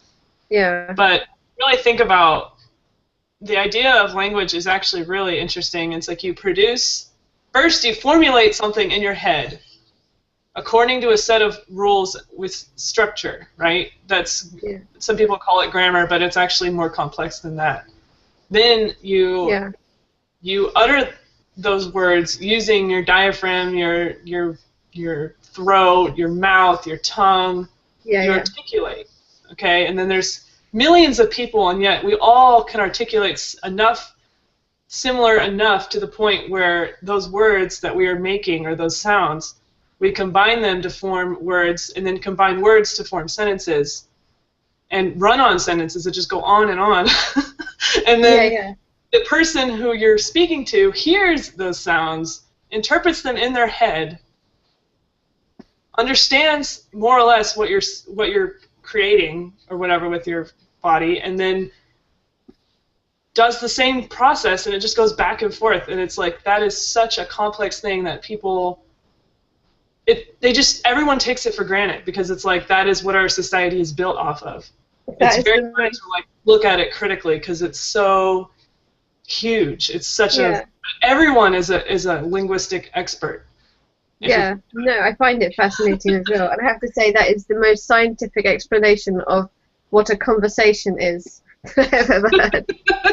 but it's incredible because You know, it is. It really is. just grow up thinking that there's a correct way to create sounds, or that you can be a good speaker or a bad speaker, and that there has to be certain, like, everyone has these assumptions, like, you know, you have to spell a certain way, or you have to speak a certain way, or your grammar is wrong if you say it this way or that way, and it's like all of those ideas are like, if you really think about it, it's not really true. That's just something that somebody out there decided was going to be the case in order to put people underneath them. Well, I You know, suppose like, to some extent there is a truth in having some kind of unity in language because it all needs to be understood. But then I suppose there are little things where, like for example, such little things like the difference between American and British English. They, Mhm. you know, we still understand each other, even though you say sidewalk, I say pavement. You know, it's like, yeah, that's just the word, but how about all of the different phonetic changes that there are? I mean, yeah, it's incredible the amount of difference between the way you're speaking and the way that I'm speaking. Even the intonation, so like the pattern and the stress level and everything about it is completely different. The I way do you, find it really interesting. Like because obviously on base level you think, okay, accent, and that encompasses so much. But for people to have different accents, it means, you know, different rhythms, different, as you said, emphasis and stresses and you know, all of that. But I want to know exactly where all those differences are because I find that really interesting. So like, uh, you know, it's not it's just the way that super we fascinating. pronounce different vowels. Yeah, and see, the thing is, people say that there has to be some kind of unity, but the thing is, you and I are speaking completely different languages in a way. If a computer tried to interpret what I'm saying versus what you're saying, they're completely different. Um, Yeah. and uh, and that goes for all of the type of, you know, how people say slang, or like people who talk in a less what people think are less intelligent ways. They're Yeah. actually just as complex as the way I'm speaking or the way you're speaking. They're just different, and they are subjugated. So like, there's this whole like theology going on between the societies that if you speak a certain way, you're not intelligent, or, you know, like. But the thing is, everyone is a human, and just like everyone can walk, everyone can speak, and they're not taught how to speak. That's the craziest part. So Yeah. like, while you do have to learn how to write, and writing is a skill, that's not actually language. That's just a thing that was invented later on. But speaking was not invented. It was just done. It was just there. And that's why it's so fascinating, because it constantly changes, and it's so amazing. Like, just, I mean, I talk differently than my parents do. My parents talk differently than their parents do. And you know, you and I speak completely differently, and then me and Tenjin are completely different. You know, she's in Australia, like, but those changes are okay in society's view. Like, okay, that's fine. Like, those are legitimate. But certain other ones are not legitimate, and that, to me, that's the most fascinating thing, because it's like, wait a minute. So you're saying that there really isn't a wrong way to speak, because we could understand each other. We just choose not to because of societal differences. That's a Like, I prejudice. don't want to associate with you because you speak with a quote-unquote less intelligent group of people. That's how they speak. So you must be like them. And like, from that point of view, it's mind-blowing, because then you've got all of these different forms of language that are just all over the world. And there's the ones that they call legitimate languages, and then there's the dialects. But dialects are actually like really different from each other too. Oh Like, yeah, Nick, you're telling me. I mean, I've got relatives in Ireland and Scotland. I don't think, sometimes their accents or dialects are so thick that it is sometimes easier for me to understand, for example, a German person, because I speak German, because it's easier for me to understand someone who is speaking English, who has a different mother tongue for some reason, because I understand that, I don't know, maybe because I've learnt the language, I know what words they're more likely to construct in their sentences. Yep. Totally. Then when it's like Scottish English, it's sort of like, it is English, but you're kind of rewiring your knowledge of the language to a different English.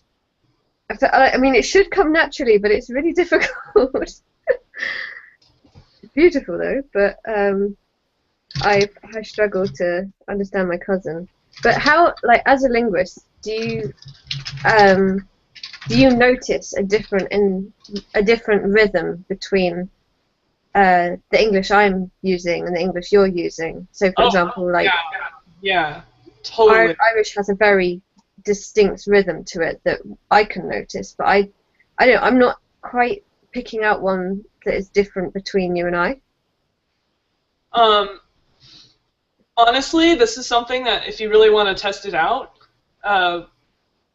record a conversation and sit there and write it word for word. Don't change a single thing, and see if you could put as many marks for intonation, pronunciation, emphasis, facial expressions, like whatever you can do. Just write down everything you can. And then you analyze it.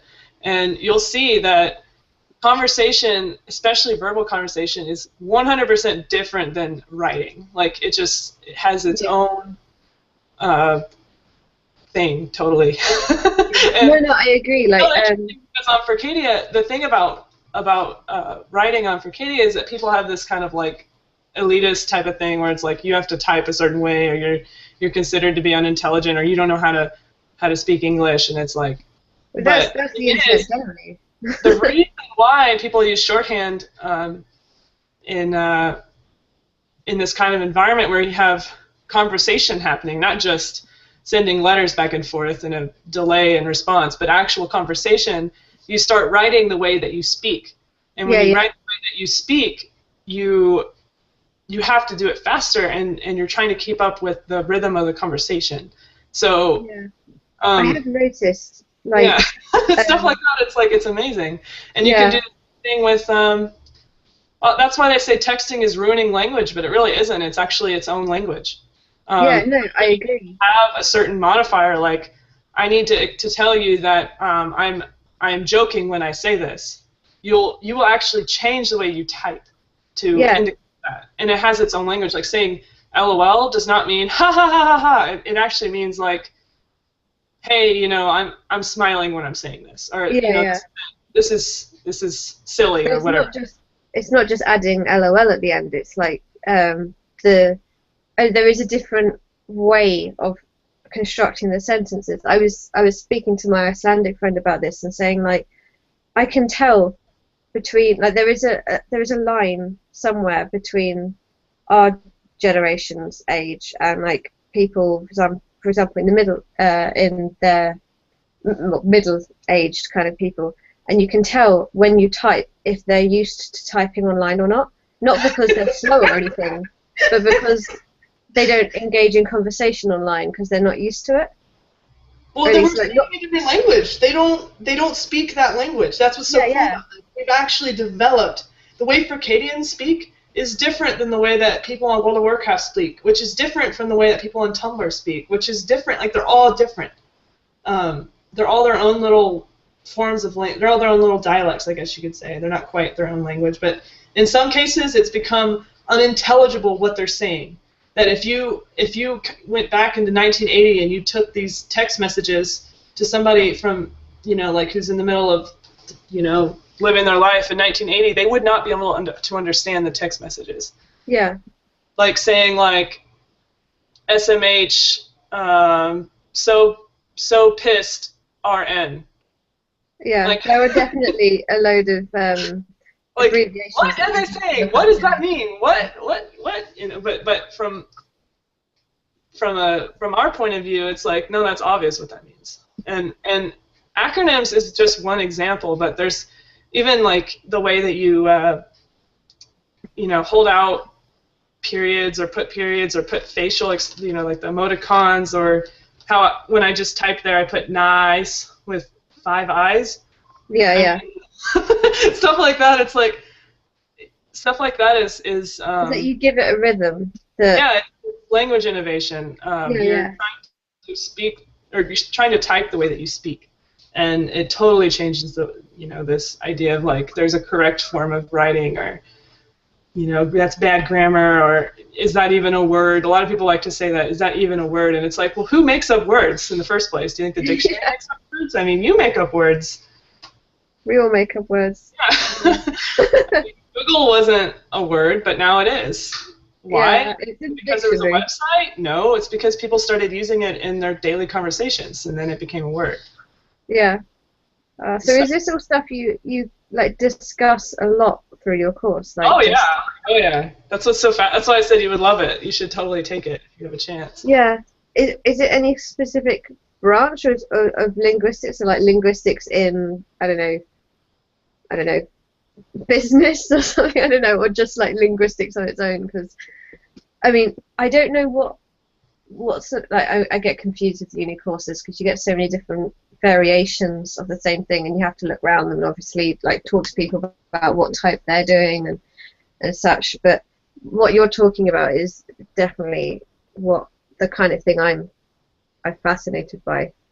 It's really all fascinating, no matter what you take. I would say that each one has its own little quirks. The one that was most mind-blowing for me was discourse analysis, which discourse is kind of like conversation, basically the back and forth, the difference between writing and speech, because a lot of people just assume it's the same thing. Like, oh, if you learn how to write, then you've learned how to speak. And obviously that doesn't sound right when you say it, but in your head that is kind of what you think. Like when people say, oh, he doesn't speak English very well because he doesn't write very well, or he doesn't speak English very well because his accent is different than what I'm used to. Yeah. But some people have spoken English for 10 years and they still have an accent, and they're perfectly understandable. It's just people don't want to say that they understand. And from that point of view, that would be like that class I took was English language, just in general. Yeah. But then I also took a class, semantics and pragmatics. That one was the one about meaning, which is very mind-blowing in and of itself. Do you cover semiotics? Do you cover semiotics? Because that's kind of, I get confused sometimes between semantics and semiotics. Semiotics is like, I think, when you see the word hand, for example, and you picture a hand instantaneously. Mm-hmm. This is what I found interesting about symbols. Yeah. So what I found interesting about that is when I started learning, like really understanding my second languages and third languages and stuff, is that sort of sense of the image of the thing, for example, a table in English being so tightly associated with a table, a picture of a table became so much more loosened because it had other words for it. So I found that quite interesting. It seems like, according to Wikipedia, semiotics is a more general term for concepts and coding and basically symbols and meaning. Semantics is like the meaning of words and the meaning of sentences and the meaning of syntax and like that kind of stuff, like literally just language. Looks like semiotics is a broader thing. Okay. Then pragmatics is a very complicated topic. You don't have to go into it. Yeah. Do you speak any other languages then? See, that's the thing. I loved learning them, but I never really liked speaking them with other people because it was very had a lot of pressure. And I lived in Poland for a year, so I definitely learn Polish, but I learned a kind of pidgin type of Polish that I used English words and Polish words, and people who spoke to me used Polish words and English words, and we kind of developed a more simplified form of Polish to speak with each other. Yeah. And you know, I really tried to make friends with Polish classmates, and I didn't really interact with the exchange students as much, whereas most of the exchange students just stayed with each other and didn't really try to learn Polish. And I tried to, you know, befriend the Poles, and actually I'm really glad I did, because I made some lifelong friends over there. But you know, they always asked me to try and learn. Actually, the people who stayed my friend were the people who always encouraged me to speak Polish, because they really wanted me to learn. Like, not because they wanted to practice English, but because, you know, they cared about me and wanted me to succeed. That's really nice. Yeah, it was kind of like, it's one of those things when you look back, you're like, man, I wish I would have tried harder. But I found it was a hard language, and I had no introduction to it, so I was going off of, you know, zero knowledge, and everyone says, oh, you know, you'll learn it if you go over there, and it's like, not true. Kind of need to learn. I went to Iceland over the New Year, and I kind of joined in my friend's family and for their New Year's celebration, which was really nice. They can all speak English, but you know, it's a family event. There's so many people there. They were just speaking Icelandic, so I was up until like 6 in the morning, and the only person speaking English to me was my friend, and only occasionally, and the rest of the time I was hearing non-stop Icelandic. And by the end of it, I actually started to understand some of it, which was really strange, because I haven't really studied Icelandic at all. I mean, I wasn't able to converse with anyone, but I think it's because, you know, it has roots in, well, English has roots in Icelandic or something, and it's, you know, it's all Germanic languages, and obviously I speak German, so it was really interesting, like, because of the intonations that everyone was using when they were playing games and stuff, that I could tell when something was, you know, being built up to a joke. And that's the most frustrating part, when you hear somebody making a joke in another language, and you're like, oh my god, I want to know what they said, but even if they tried to explain it to me, it wouldn't even be funny. Yeah, and for part of it, you kind of feel like you know what they're saying, but you don't. Yeah, exactly. Yeah. Like, you laugh with them, but you don't really know why. Yeah, and I found myself like kind of like smiling and somewhat laughing to jokes I wasn't understanding. Yeah. So yeah, that was me, totally. Same problem. Yeah. It was quite fun though. I wish that, like, if there was any work for me in Iceland as an artist, that would be something I'd like to do. Just sort of hang around and like try to learn the language, because it was such good exposure to it. Yeah. It was so good. Also, like, since that was my first day there, for me to start to be able to pick out where words stopped and started in sentences and getting the rhythm and all of that, I was really like, I was getting really into it. So it's sort of a bit of a shame when it all stopped. I know. I had to go home. I had that. I mean, I understand Polish perfectly. Like, if people start talking to me in Polish, I wouldn't be able to respond, but I would understand what they were saying. Unless they were speaking really fast. But the understanding part is fun, but the actual speaking part is like where you start to mess up. And yeah. I mean, I get what you mean when you say like the whole writing thing is a completely different. It's not really like speaking or anything at all, because in school I was always better at the speaking rather than the writing part. It just sort of seemed to make more sense. Somehow it was easier for me to learn. So yeah, it's more fun too. I mean, like, it's terrifying. Yeah. At the same time, it sort of keeps you more on your toes, and I feel like you learn faster if you're speaking it, and rather than just reading and writing from books. Totally. It's a totally different language. Because, like, all of my Polish classmates in the English class, they would do fine with the writing portion, but the moment teacher would ask them to try and say something in English, they would just clam up. Yeah. And I would be talking to them, and they would actually understand like 50% of what I was saying.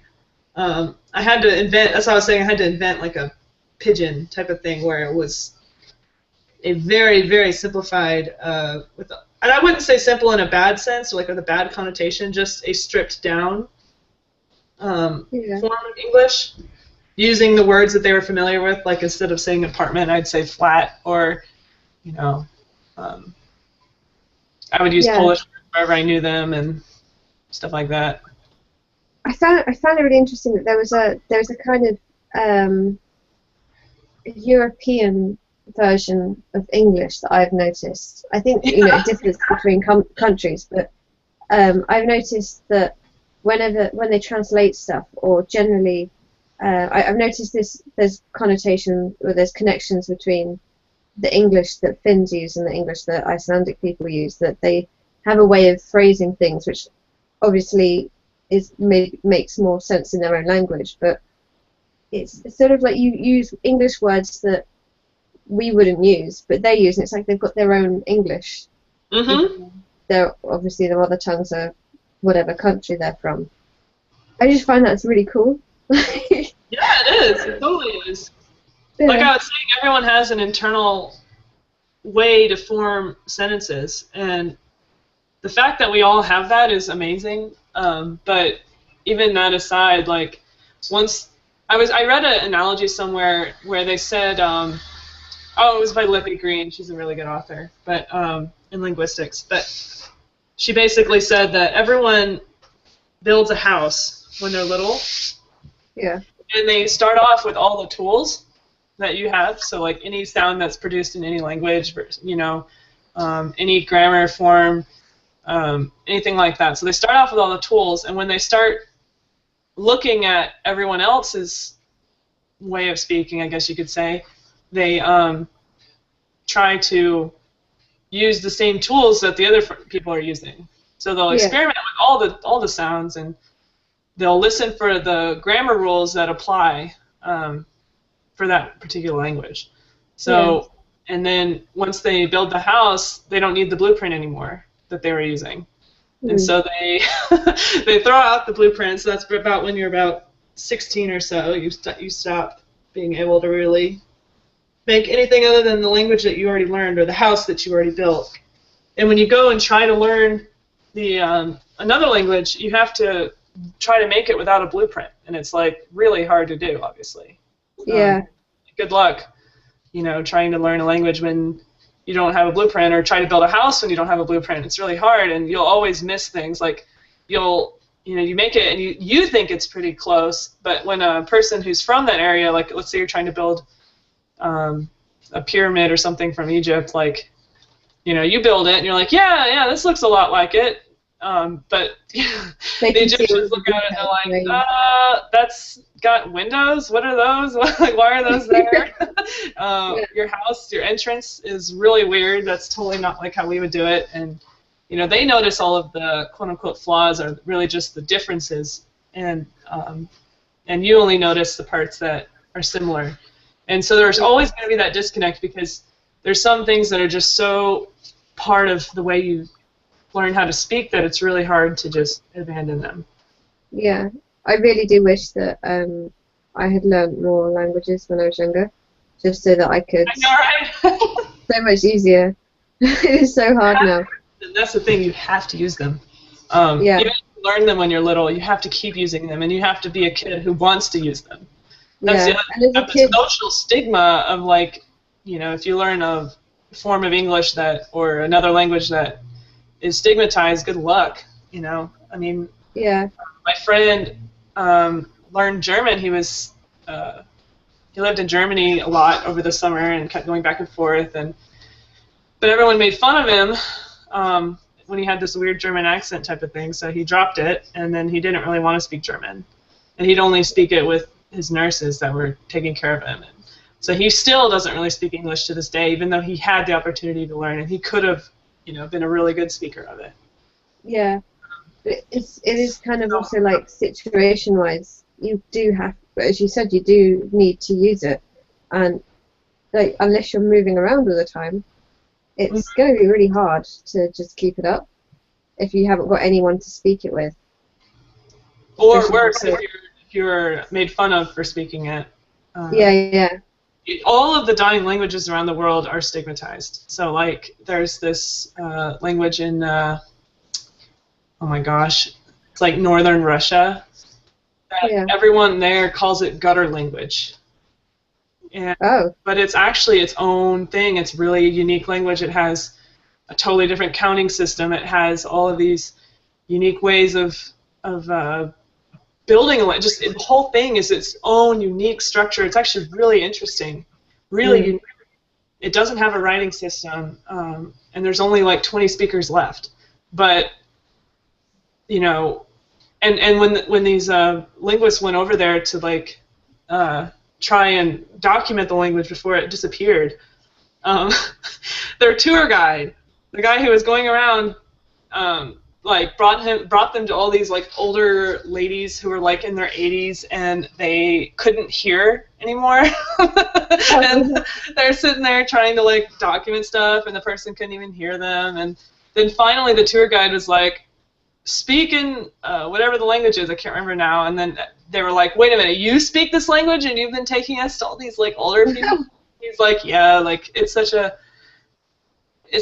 stigmatized language that, you know, no one admits that they can speak it. And it's gotten to that point in so many other countries that it's like kind of sad because dying out. It's so cool that you speak a language like that. Like, come on, like who wouldn't want to speak that? I mean, from our perspective, but you know, from your perspective, it's a life or death kind of choice because, you know, if you admit that you're a part of that culture and that you speak that language, that you're not really Russian, it's like has all these negative things. And when they went to go talk to the mayor to find some speakers of this language, the guy was like, "Oh yeah, they get drunk so easily. Like they're a bunch of morons. Like, you know, blah blah blah." And, oh really? It's really sad. It's like that's the attitude of the whole rest of the country towards these speakers. Even though they have a really unique language. It's a shame because, I mean, learning languages is hard, and so trying to stop them dying out is difficult because people aren't always going to be, with so many things going on in life, people aren't going to want to be inclined to learn a language unless they're really interested in it. It's not like learning to drive or to cook or something. It's, you know, it needs to, it's kind of more ongoing than that. You have to, and there's so many different types as well. I tend to like to learn languages because I like the way the language looks, which is kind of, or like sounds, which is, I think is good, but it means that I can't easily practice them. They're not very useful on the grand scheme of things, but I kind of don't mind too much. Yeah, it's interesting because what I've learned, and I used to be like that too, because that's why I wanted to learn Finnish. What I've learned is like every speaker uses language differently. So no matter which language it is, there are beautiful forms of it, and there are forms where people don't really care about how they sound. Like my husband, when he speaks Mongolian, he mutters, and he's really hard to understand. It sounds like garbled garbage. Like it sounds terrible. But then, I met his aunt, and oh my God, she speaks it. It sounds so beautiful, and it's like a gorgeous language when she speaks. And I'm like, wow, like I actually want to learn Mongolian when I hear you speak, but when I hear you speak, I'm like, like I'm never gonna understand that muttering, stuff, like talking under his breath. And Polish is the same way. There was my Polish teacher who spoke Polish beautifully and made it sound like the coolest language on the planet. And then there was my host brother who muttered and, when he talked, like totally uncaring, and that's just how he spoke, and never really inspired me to want to learn when I was around him. But I do find it's quite hard to find people who also speak of a certain dialect. Like, I kind of want to, when I learn German or Finnish or Icelandic or whatever, I want to know what all the dialects sound like, so I can pick one to learn. Yeah, right? But it's so hard to find out what they are and like find enough recordings of, especially of like Icelandic and stuff, of languages that aren't really that globally used. Right, yeah. I mean, it's so hard to nail it down, though, you know. But, like, Yeah. I used to think that I didn't like how Spanish sounds, but after meeting some of the people who lived in Mexico City and Guadalajara and stuff, I was, like, really impressed with Spanish and realized that it's actually a really poetic and gorgeous language, too. Like, even the languages that are near you can be really fascinating. Like, you learn German, which is very close to where, you know, to England, and, you know. Yeah. I want to learn Irish, but I don't really like the way it sounds, which is really annoying. I love the way it's written. I think it looks beautiful, but on hearing it, I feel like I should know it as well because I'm half Irish and all, but like especially if I'm into languages, I kind of feel like I should learn Irish. And I would like to know it. I just don't think it sounds. I haven't heard anyone speak it in a way that has interested me personally enough I know, right? to learn it. You never know, though. Keep an ear out. You might find a nice. Yeah, I'll just become an impersonator by then. I'll be like, I mean, Well, there is.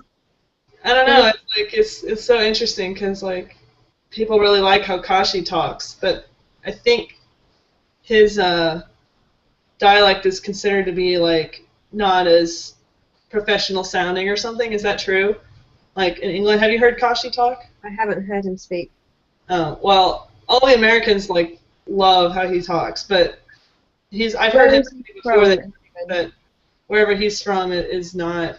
I think he's like Scottish or something, but he's not really like Scottish. He's like Is he Geordie?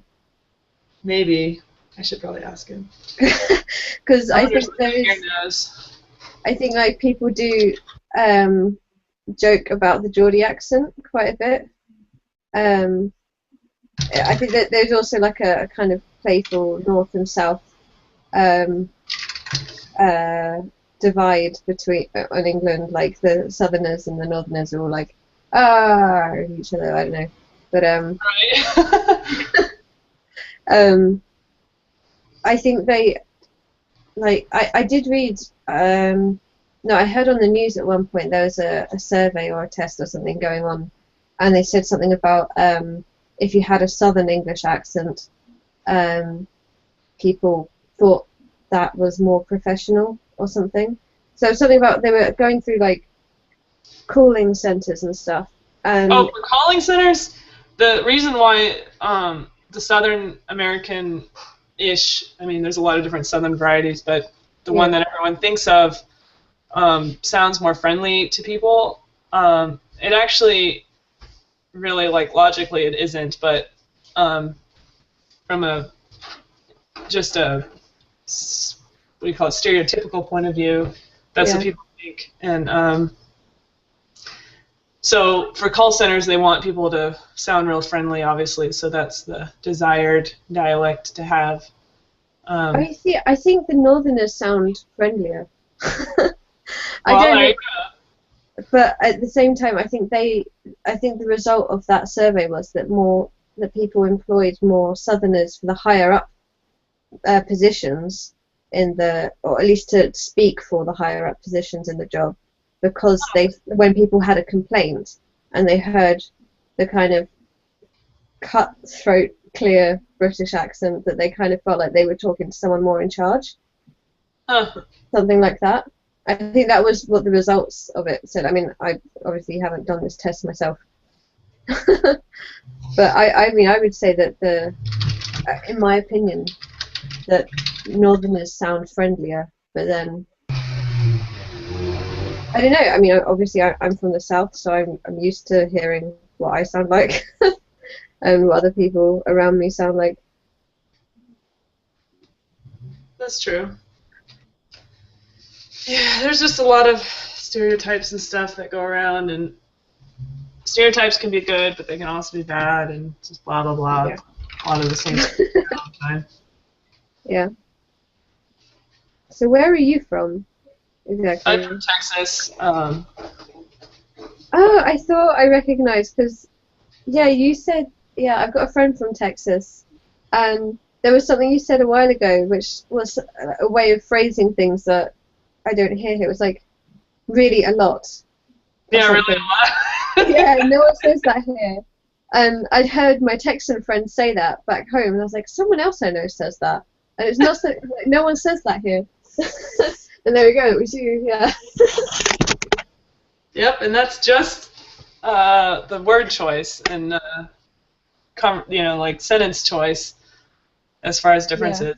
Um, but it's amazing because a lot of people think that English is becoming more similar because of media and stuff. Like, uh, we all listen to the same TV, so all of our languages becoming more similar. And it's so funny because it's so not true. Like when you really look at, especially phonetically, it's like English, especially in the U.S., is so different depending on where you go. Um, yeah, there's the whole up in the uh, northern part of the U.S. in the middle, so like yeah. Illinois-ish area. Um, they have all switched their vowels by one. So instead of saying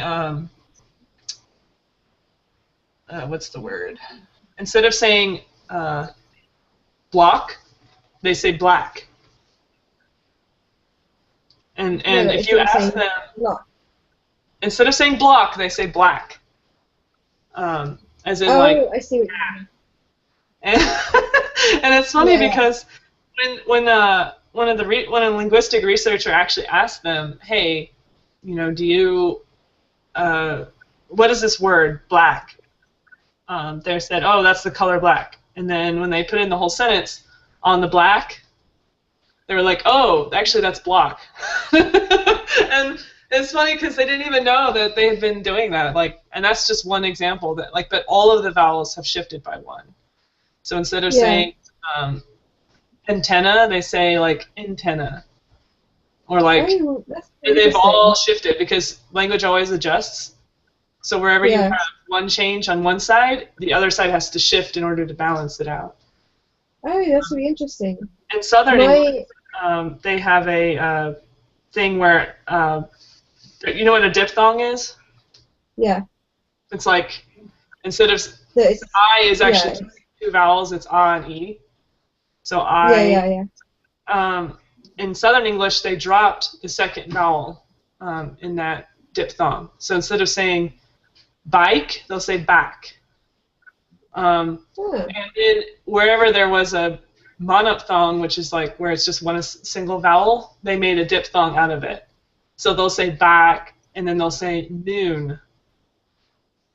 Like that's they really added a interesting. diphthong where there was no diphthong, and then they chopped a diphthong where there is a diphthong. That's And really so you get interesting this study. really interesting form of English. It's just totally different. Yeah. What were you gonna say? Sorry, I was I didn't mean No, to no, cut you. this is really interesting study, of course. Of consciousness. That's actually study. Just, I mean, we do say study as well, but we tend to say revise more. But I do think that that is something that we've picked up in Britain more from America. Is saying to like study something at uni because we usually we don't What did revise you something. pick up? The usage of the word to study. I mean, we do say to study things, but if you're practicing part of your course, we used to say revise more, and now we say study more, which I think is a more That's interesting. American. Yeah.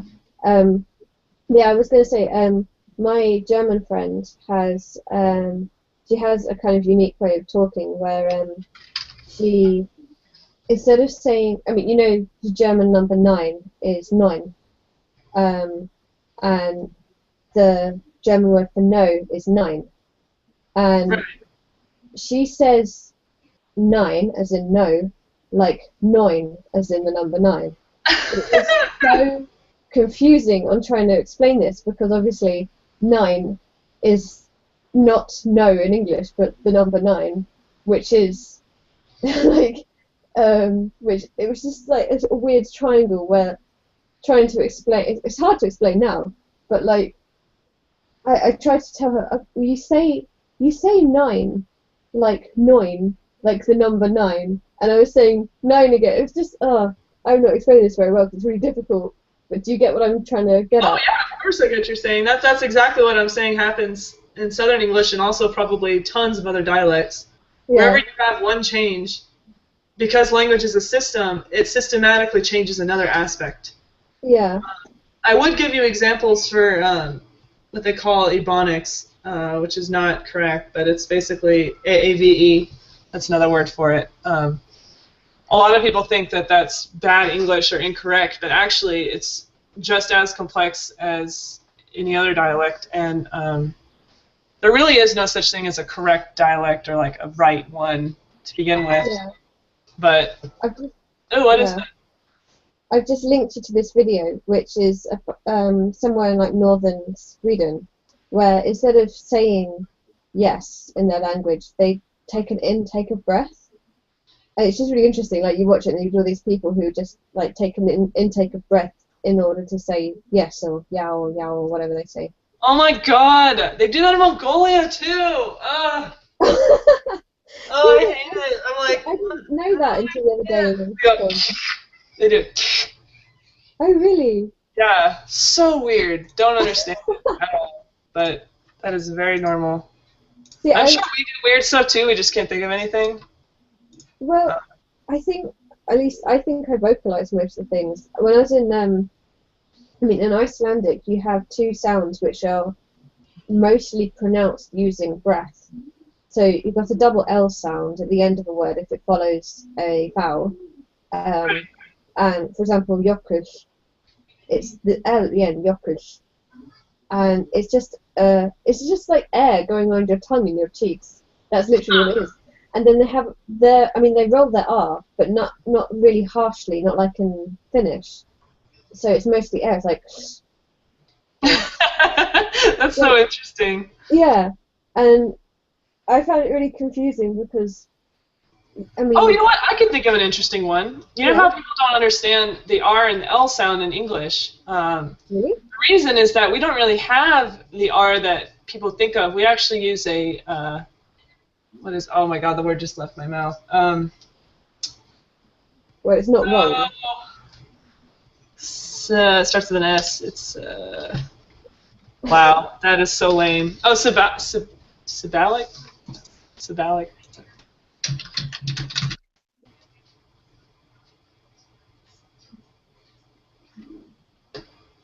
I think it's symbolic R or L. Basically, instead of saying like my name is Mallory, we don't say Mallory or Mallory.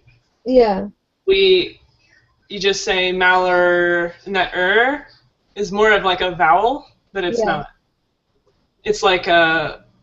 It's like the ER. It's like the upside down backwards E in the phonetic alphabet, the sound. Right. It's like that, but it has a bit of an R to it. Yeah, yeah. And a lot of English words have that. What is the word? Symbolic art? No, it's. Oh my God! This is gonna make me go crazy. Syllabic R. Syllabic. That's the word. Not syllabic. Syllabic. Yeah. Syllabic R and syllabic L. So another example is like.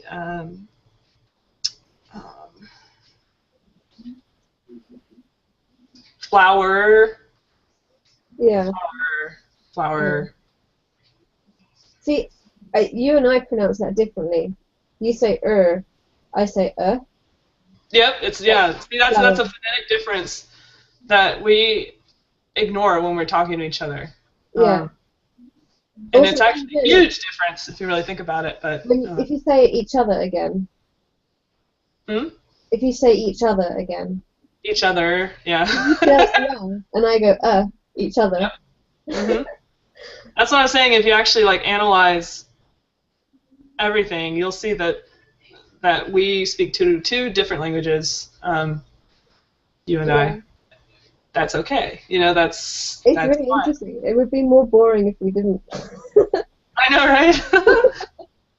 It's definitely way more interesting to have all of these different. You know what's even more interesting is if you and I hung out with each other for months on end and we just talked only to each other like for a long time, we would come up with language innovation that would separate ourselves from other people. Like we would create our own kind of form of the language, I guess you could say.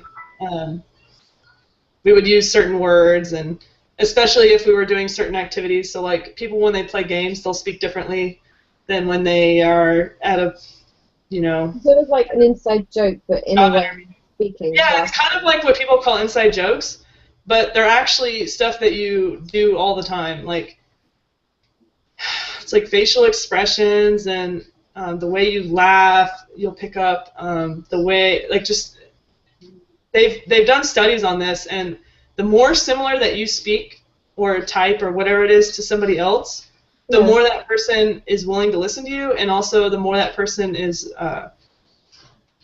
supposedly likes you. I wouldn't say like in a really really kind of acquaintancy type of way, not in a flirty way or anything, but Yeah, just no, like no. I get you. I mean, my sister and I, for example, I sometimes feel like we have a way of speaking to each other which I don't use with anyone else.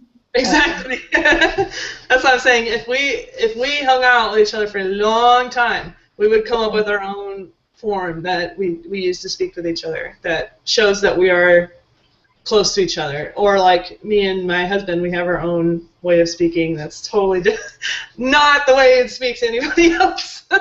Yeah, yeah, And I'm sure you have some friends too that you do that with. yeah, definitely.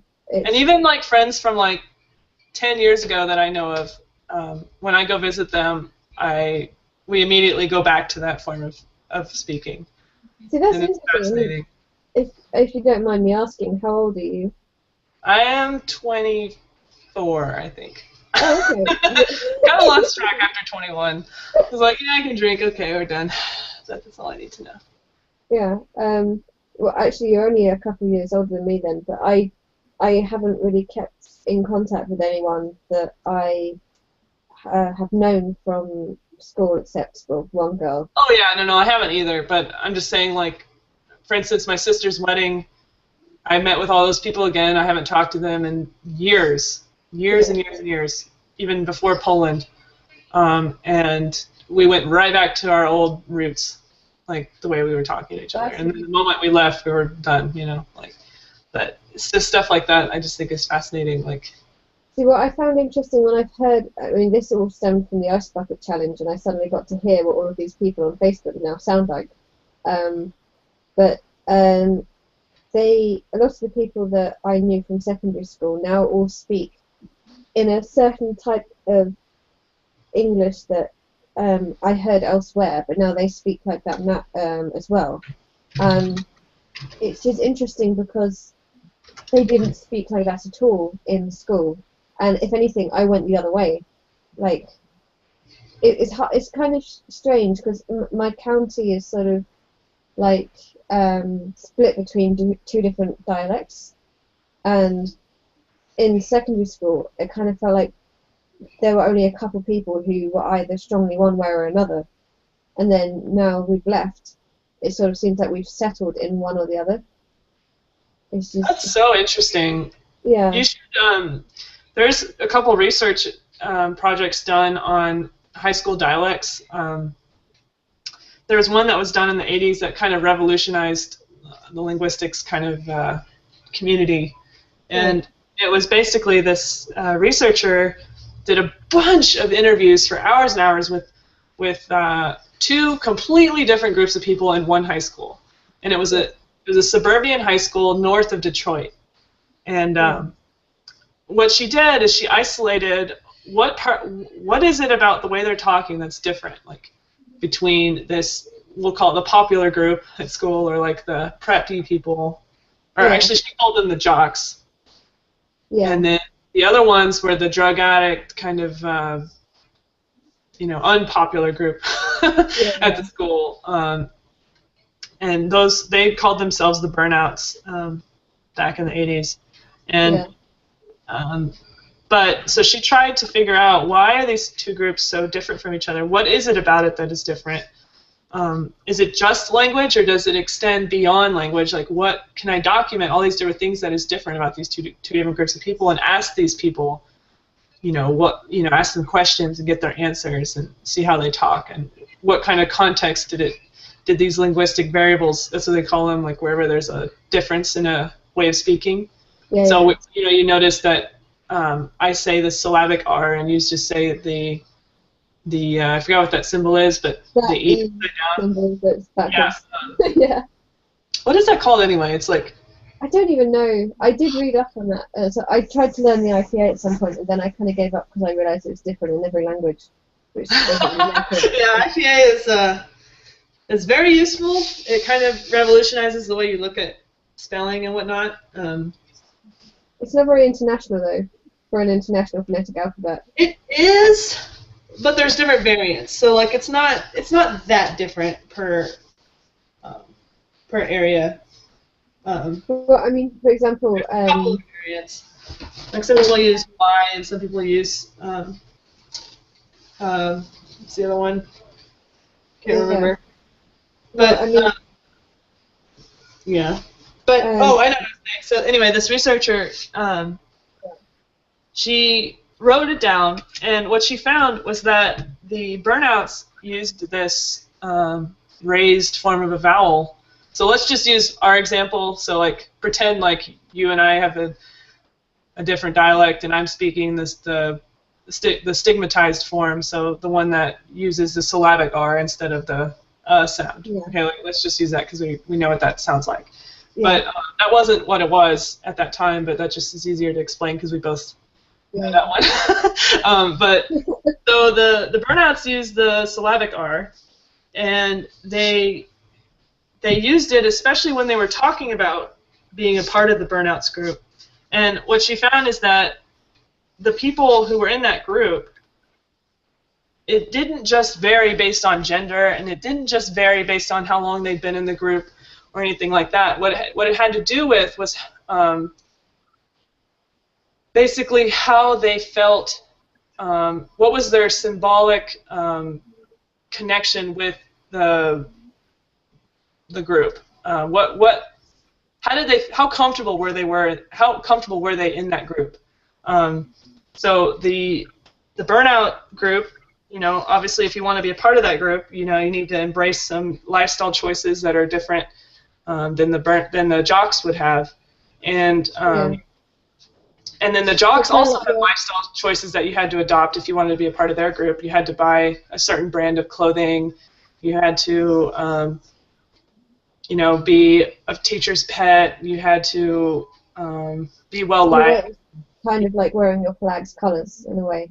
Yeah, exactly. And the Burnouts were a lot more accepting of people. So like whoever didn't fit in with the jocks got to be a part of the Burnouts if they wanted to. And they ate at different areas in the school. It's just like you could go on and on about how different they were. They never put stuff in their lockers, whereas the jocks always put stuff in their lockers. They never took off their jackets. They tied their wallets to their pants. There's a wasp in the room. E, please get it. No, it's not fine. Please. Oh my God, it's like right next to me. Where? Right there. Please get it. He's gonna get it now. Where is it? Right there. What am I supposed to do with it? Grab it. Please. Yeah. Ah! It's leaving. No, Dizzy. Leave it. Leave it. She's like licking her lips. She's like, eat this wasp. gonna get stung on the nose. Oh my god, it landed. Busy. Leave it.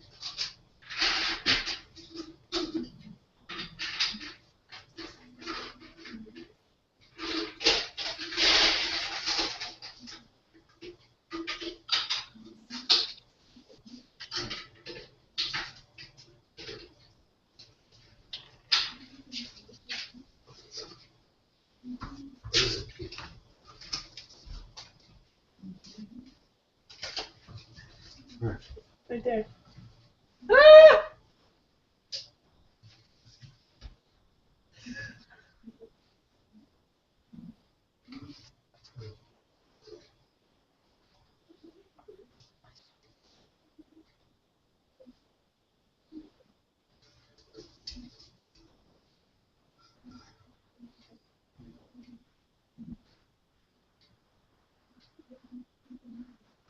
Ah! Oh my god, oh my god, oh my god, oh my god. I should Get it. be. I've been stung so many times I don't Oh even my feel god, it please anymore. don't fly, wasp. Please don't fly. Okay. Oh, I got it out of here. Oh, okay. It's like super freaking me out. That's right. Um,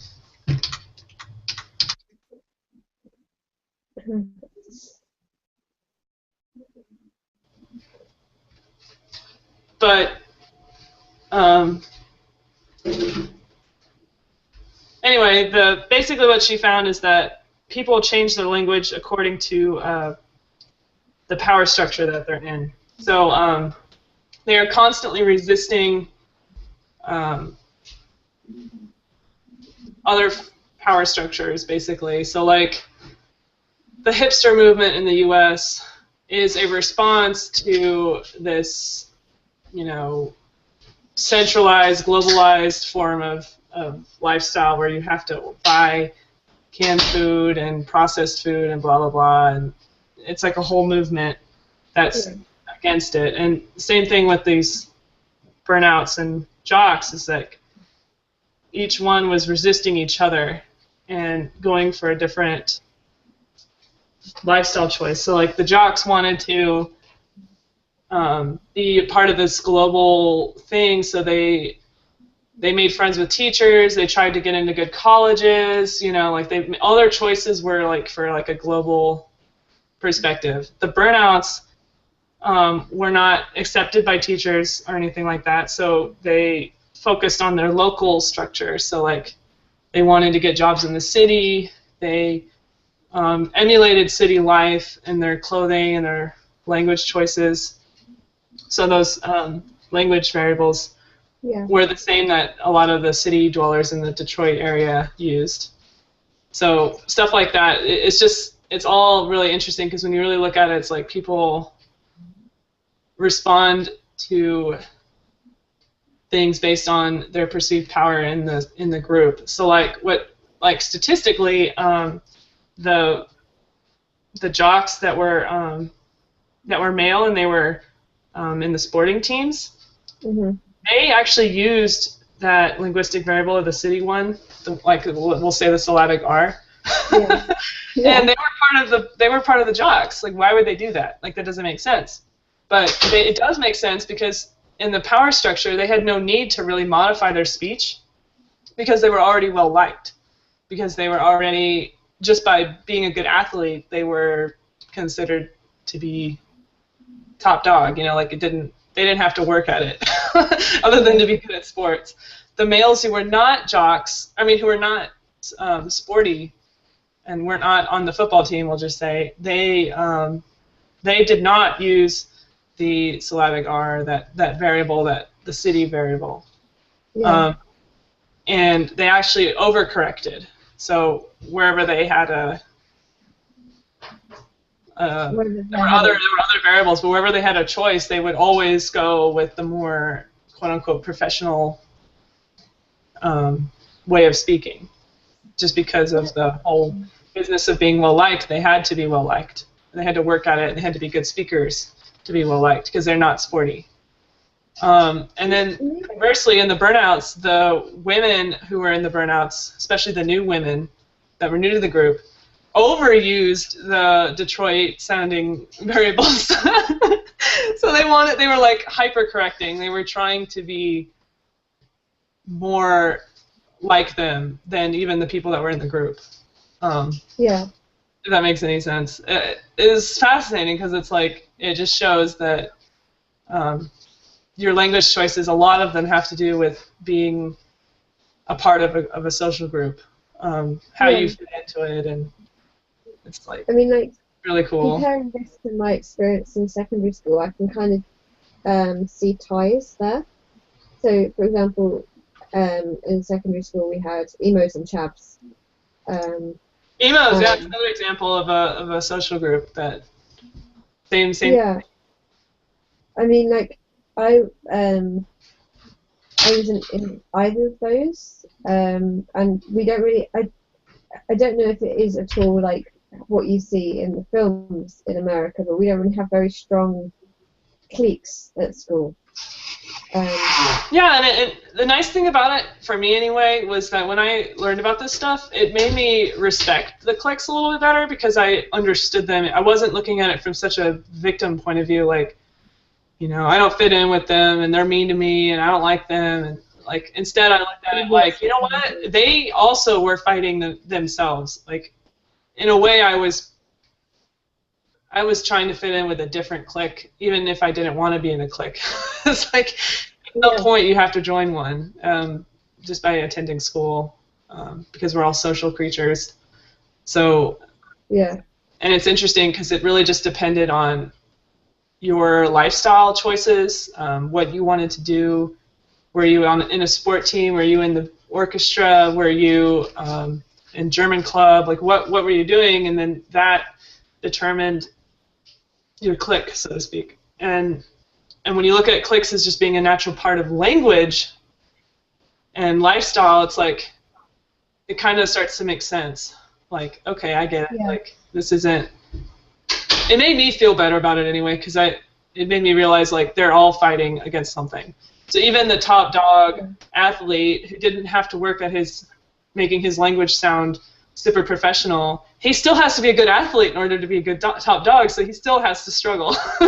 It's a different kind of struggle. So, and the way that people would make fun of each other, well, that was also part of being in a coveted position, you know? Yeah. Everyone was terrified. Put yourself up at the top. Yeah. So, and then once you grow up, you realize it's not that big of a deal, and you don't need to push other people down all the time, or it just becomes more subdued. How do you do it? Yeah, I feel like it becomes more subdued. Like, you start to just fight in different ways, maybe more subtle ways, not like as immaturely or anything as in secondary school, but in sort of how one presents themselves, for example. Totally. Yeah. That class where we went over that stuff was called Language and Power. Right. Yeah. So these are different modules and stuff that you get. Yeah. These are mostly electives of linguistics. The core classes are syntax, syntax and morphology. That's one class. Then you have phonetics and phonology. Then you have language and society. That's another core class. So I have no idea what that class is going to be like. That's this semester. Yeah. So what do you want to get into that is a job from linguistics? Honestly, I'm really not sure. I don't even know if I'll ever even use it. I really just wanted to finish school, and it was a topic I'm super interested in, and then I became even more interested in it after getting more scientific information about language rather than just, you know, stereotypical people's evaluations of language, like, oh, I really like this language, or oh, this language sucks, or, you know, like, the kind of things you're exposed to growing up, getting more of a what is language, how does it work kind of view has really been eye-opening for me, because it's so, I don't know how to explain it, it really shows you how stereotypes can really lead you astray in some ways, but sometimes it doesn't. Yeah. I mean, they're useful, but they're also really harmful. And I think those classes, more than anything, showed me how that isn't the case, really.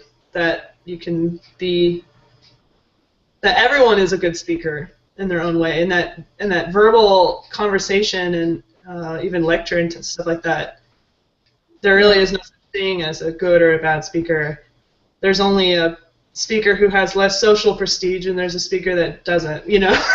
Yeah, So if Barack Obama's talking, his social stature is up so high, and people respect him, that it doesn't even matter how he speaks. It's just the social factor that you listen to. So stuff like that is like really interesting to me. And it really wasn't before I took these classes, but after like learning about it, I just realized like how many. I suppose when you realize that it exists and that there's a whole thing about it, then you Exactly, yeah, that's how I feel about it. It's like, wow, this exists. I didn't realize that kind of thing. Yeah. It's fascinating. See, I unless they do this as an open university, I don't know. Unless I somehow manage to do that in a different country, although I would also need to be able to understand their native language. Like, university fees are so high. Right, yeah. Yeah. I mean, I've paid, what, 11,200 for 3 years, which is maybe about $22,000. Wow. Yeah. So I mean, unless I find an open university, then I'm not going to be able to find this course. But I still want to learn about all this stuff because it's just really fascinating. You can always buy books, though. There's lots of books on it. Yeah. Any internal linguistics book is going to give you a really interesting perspective on language, and it will help you in learning more languages, too. Yeah, no, definitely. You should link me to some that you feel would be useful. Hell yeah. I have tons. I had to buy a bunch for my courses, so. Yeah, no, understandably. Yeah. I think I'm going to have to put this dragon away now because I've been drawing it all day. Sure thing. Everyone enjoyed it, looks like. Yeah. You have 18 watchers. Oh, that's very nice. How do you see who's actually like? It's on the YouTube link. Oh, also there, it says it in the corner. Oh, 17 viewers, yeah. It just dropped. Maybe because I said I was like. No, I'm going to put it down. They're like, all right, closing out. Yeah. You should commit this, though, because you made a lot of progress, especially on the body. Yes, to the Fasadia Dropbox thing. Or commit it to.